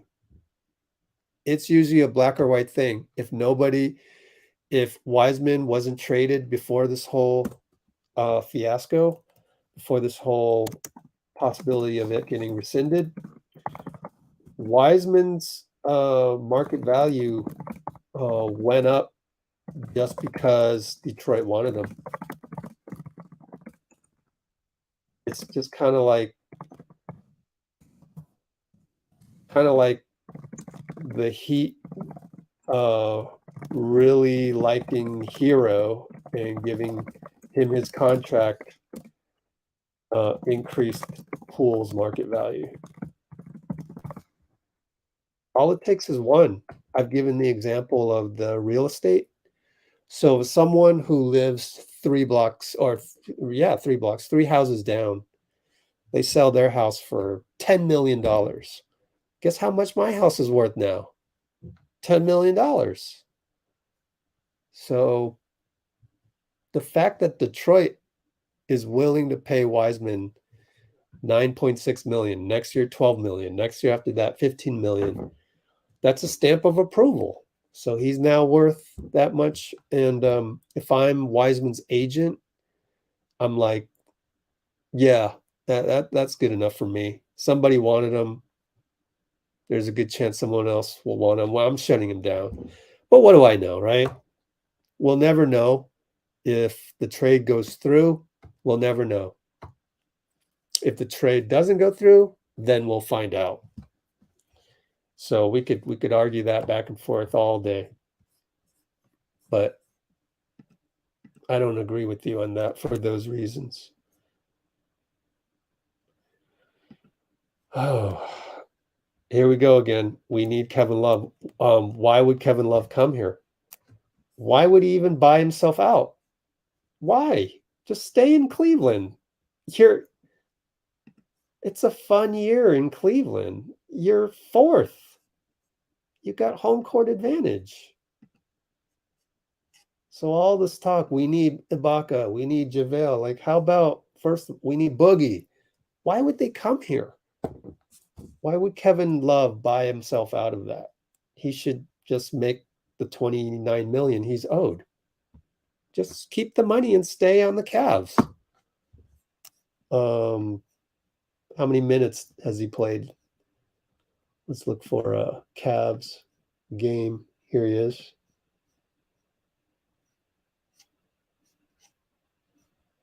That doesn't make any sense to me. DNP. So that would be a reason to leave. Oh, I'm not playing. And I want minutes somewhere. All right. In that case, perhaps he's a buyout candidate. But if he comes here, it might be the same thing. DNP, it might be. Because we haven't really played big guys. But he can shoot. So that'd be kind of neat. Kevin Love, that'd be kind of neat. I thought he was playing minutes. But, you can't see that. But now that he's being DNP'd, all right, maybe there's a possibility. If he wants to come here, it's something we got to look at. You can't not look at it. You gotta look under every rock, and then that'll change things. Because Kevin Love's pretty good talent. I'll give you that. So yeah, I don't know about this buyout thing. I have no idea what Bob is thinking, and he's probably going through this exercise as well. So sure, let's put that on the description. Take a look at Kevin Love later. I thought he was playing because last time the Warriors played him, he was playing. Maybe guys were out probably guys were injured. So 308.45. Kevin Love, if he's not playing and he wants more minutes than 0, maybe GSW is a destination for him. As Dean has said in the past, there's that Klay Thompson connection. They're buddies. So buddies with Klay. Who knows? Maybe a good buyout candidate. Could have sworn he was playing, but I don't watch the Cavs on a regular basis. So you just have to go do the due diligence and go look it up. Matter of fact, let's do the extra due diligence and let's make sure he's not injured or whatever. Kevin Love. Go look at this. DNP. Let's do one more, which is Hoops Hype. Hoops Hype rumors Kevin Love, I think. Kevin Love. Rumors Hoop Hype. Says he does not anticipate. Oh, well, there you go. That's a problem. You guys see that?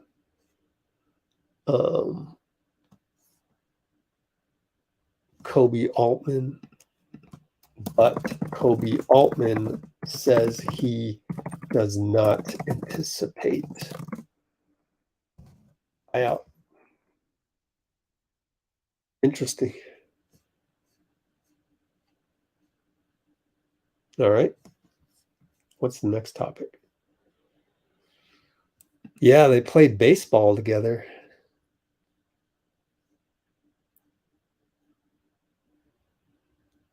Let's see.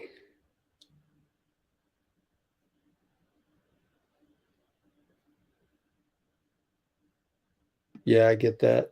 I get the thought of that as rim protection, but I think people are meaning a Rob Williams type, which doesn't come along very often, right? Rob Williams is pretty special. Speaking of which, why don't we look him up? How much is a Rob Williams these days? How does one acquire a guy like that?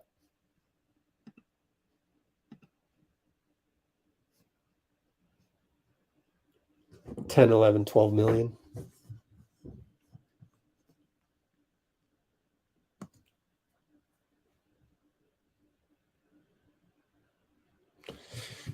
Pool is part of, okay. We're getting Pool complaints. What are you going to do? Well, we're stuck with Pool. Let's be real. It's time to root for the guy.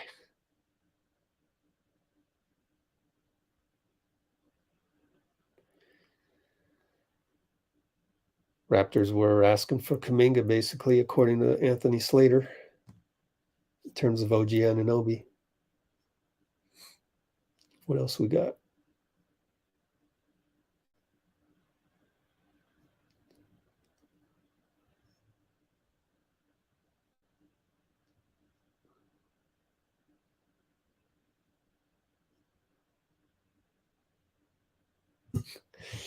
Oh, K Love come. Oh, that'd be fun to talk about.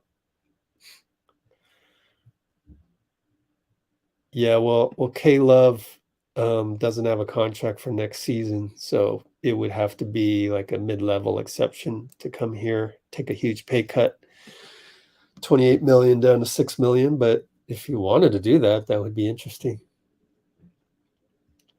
Who's the biggest threat? Oh man, I would say Phoenix, because we're kind of small and they got a 7-foot all-time slim reaper. Then they got a 6'7" shooting guard in Devin Booker. Those two are hard to guard. So matchup wise, I'd be worried about Phoenix for sure. Take care, Daryl.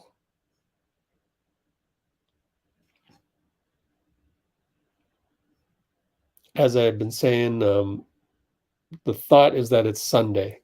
I know Slater and Shams said Saturday. It's literally written in the Athletic article.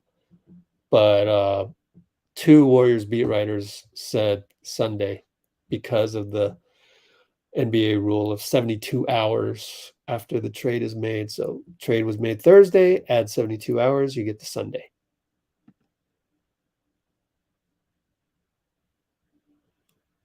Okay, what else we got? I may have missed some comments. Pat Bev.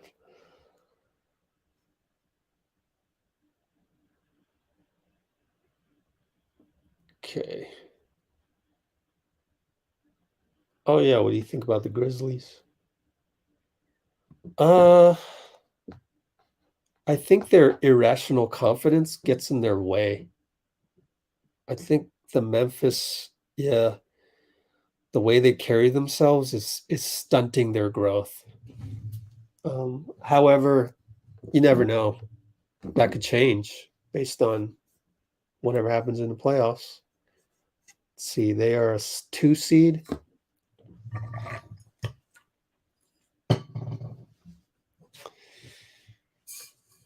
Yeah.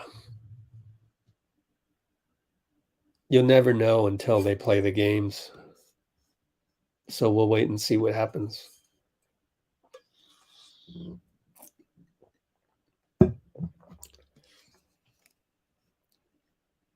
Yeah, Rob Williams was a what pick? Robert Williams Wiki. 27th overall in 2018. So he's gotten a good pay raise since then. Pretty good pay raise. Well deserved. They just don't pay for that position as much. You know, he's one of the top bigs and he gets paid 10 or 12 million.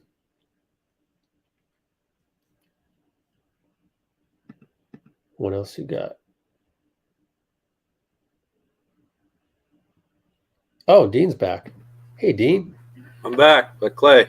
Oh, You got to do the sideways from the bench. Little smile. There you go. Beautiful soft light. They can get a decent 4-5 to back up Dray and Loon. That's the question, right? Is there a decent 4-5 backup that is more valuable than what Anthony Lamb would bring right now? That would be the big question. And then later on, you might consider waiving Rollins, but then that's too bad because that's 3 years of some dead money. But that would be the only other way to free up the space. But who knows? Who knows? I just don't know that there is a quote-unquote decent 4-5 backup out there. OG trade would have been great. Nah. yeah. The thing is, that's giving up Kuminga, Yeah. though. You know, would have given up Kuminga. That's plus others too. Yeah, I just stop saying that. It's okay. It's just people coming into the stream at different times saying the same thing.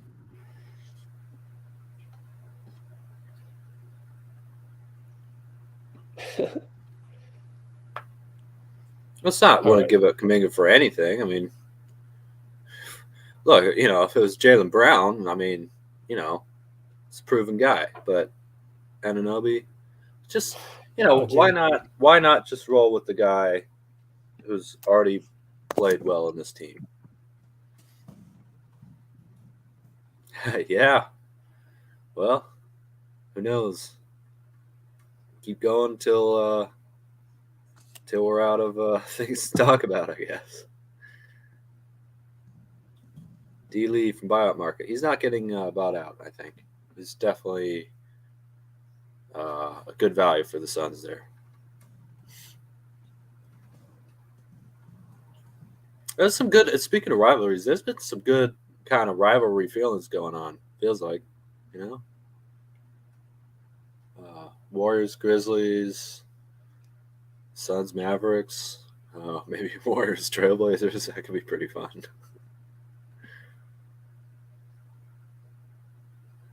think Pat Bev is linked to a different team, but he is getting bought out. I don't see us signing him though. We don't I think I heard really need Denver. another guard. Denver, maybe? I don't know. Denver for Pat Bev? I'm sure we could look it up on Twitter. But it's one of those. Playoff team, obviously. So one of the things about getting a reliable rim protector that you'd actually play is how well they fit in the Warriors' offensive system.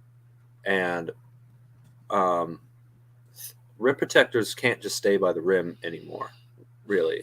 You'd have to play more of a zone defense, and obviously the Warriors are really, really switch-heavy defensive team most of the time.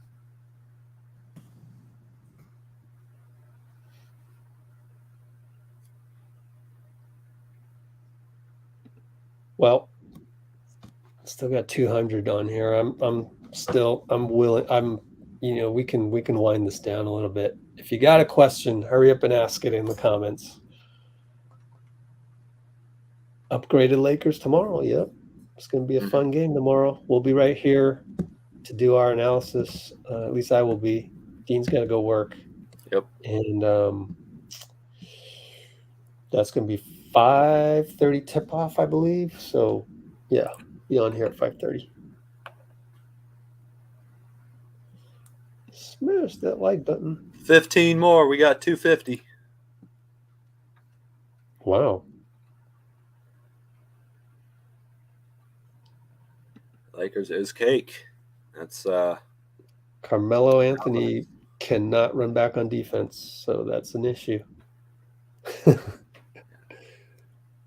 D'Lo playing tomorrow. Let's go look and see if he played any other games.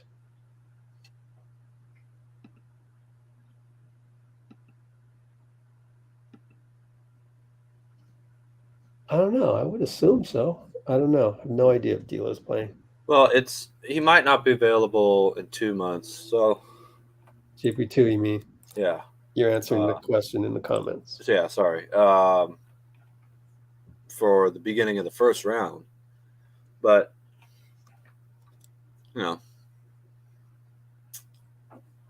I still think he's worth it just being on the bench.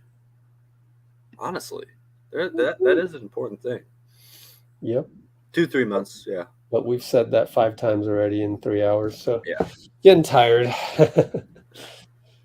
It's okay. Got a lot of new people up in here in the comments. You read 3 months. I read 2-3 months. So who knows? Like it's too early to speculate. I think it's up to 3 months. 2 or 3 months. And of course, you never know. Sorry, go ahead. Oh, we just don't know. Yeah. Tomorrow, someone, the Warriors could say, "Oh, it's 4 months." So we don't really know. I mean, so it's very vague right now. Very, very vague. No problem. No need to apologize, guys. My bad. We're just tired. I am. I'm visibly tired, I think. Well, we had trade deadline yesterday, and then this stuff today is... Just so you know, all the I put timestamps in the description, which will work when the live is over. So you know. KM, what's up? All right. Oh, what's up, KM? Super Bowl. Yeah, I'll call it special. I'm going to go home to my parents' house and watch the Super Bowl with my dad. That is super special. Mm-hmm. There's no place I'd rather be. I'll be at work. Oh, but a good thing it's... Wait, what's your team? Do you have a Football? team? Yeah. Uh-huh. Utes. Utah Actually, Utes. Long Beach State's undefeated since '93 in football. You know that? What? I had no idea. They haven't had a team, so no losses. Oh, I gotcha. Yeah. Yep. We're To sum it all up, we're doomed. Nah. Yeah. Well, we want to stay positive here, Spence. So I don't want to say we're doomed. We still got look at Game 6, right? This is Game 6, Boston. With Gary Payton out of this, you put Donte. Donte will be this guy. JK will be that guy. We still got the pieces. It's And just that, Gary can cut down a couple minutes from each one of these players too. well, if fully healthy. Yeah, if fully healthy. If Or it'll not, be then you without. put Dante's name right here, and Donte should be on here somewhere. Considering this is pretty close to the Game 6 hoisting a trophy. We hoisted a trophy after this box score. Mm-hmm. I think we can do it. Obviously, the foundational 6 have to play better. We got to get Steph back because, he's our team. The team tomorrow, don't forget, whatever happens, the team tomorrow is not the team that we're taking to the playoffs. So don't get all down on them if things go bad tomorrow. It's going to be different. We're going to get the GOAT back. Yeah. And thankfully that injury is not looking too intense. And to go back to the big man, like Curry fanboy, I'm going to pick on you. Sorry, don't take it personal. Why can't we just get Boogie? Okay, so we go get Boogie, let's say by tomorrow. Then Boogie plays, doesn't play because it's a close game throughout, and we don't trust him because he hasn't practiced with us yet. Think about that. Have you guys thought about how to integrate these guys? They would have to go, multiple practices. Maybe not Boogie. He's been there, but it's just like we're gonna get Boogie. He's a DMP for like 3 games, and then on a back-to-back game, he finally plays. 9 minutes. When's our next back-to-back? 17-18. So he plays spot minutes against Memphis because we still trust Looney more than we trust Boogie, right? Are you going to be happy then? Is that enough, Curry fanboy? That's enough. We just need to get Boogie. Well, the other thing too is way more complicated than that. For this team, let's say again, assuming the Payton trade goes through and everything, we have our 10-man lineup, whatever you want to call it. I'm going to say Curry, Payton, Clay, Wiggs, Dray, and Poole, DiVincenzo, Moody, Kuminga, and Looney. And Moody probably is the guy where you switch out minutes for some of these players. That's going to eat up a lot of that too. So you have 240 minutes to play available at each game without overtime. Right? 5 times 48. But this is going to be the last thing we talk about. Then we're getting out of here because I'm starting to type stuff that I typed an hour ago. Yeah. So again, I'll bring you back to a guy that I've been advocating for a lot, Marquese Chriss. You can say, oh, well, you don't want other center. But that guy, I think, would accept being the 15th man on a roster. So anything else you want to say in terms of buyout guys, they would have to actually accept being, if not 15th, because maybe Iguodala's not playing, Rollins is out 13th. Probably play him over PBJ. And then, you assume they're probably going to want to either, I don't know, pick up Lamb somehow. Or like you have to figure out, will they accept fairly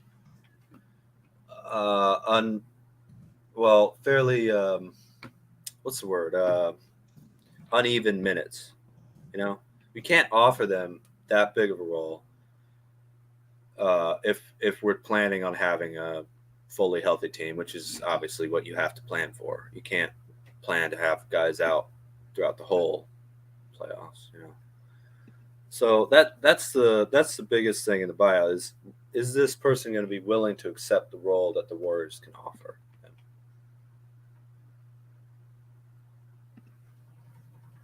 All right. Yeah. Incognito? We You got just 3 talked about hours to answer that question, man. We just talked about it. It's in the description. Friendly reminder. Sorry, it's get a little late, you know. Check description He's probably not going to be bought out this year. when Next year we're might be good. done with the live. Thanks, Jay.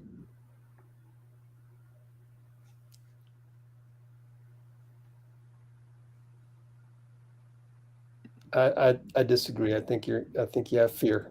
I'm rolling with Looney. I'm happy with Looney. He's my guy. We're winning. You got to have that attitude. Stop doing the attitude of, oh no, what if this, what if that, what if the other thing. Stop it. This is And our if you're squad. right, Blue if and you're gold. right, the time to address that's not in the off season. Not now. This is our team plus a minor addition. That's 1, 2, 3. We'll do the high five from Miami. Phil Kennedy's high five. Maybe we should stop doing that, though. We'll get more calls. The refs don't Yeah. like that we keep bringing it up. Next live stream tomorrow, 5:30 p.m. tip-off versus Lakers. Night, y'all. Thanks, Nicole. Thanks, Yeah. everybody. No worries. Come back tomorrow. Yeah. And no, I do respect other teams. At some point, you got to root for your own team, though. All right. Take care, people. You guys have been great. Thank you.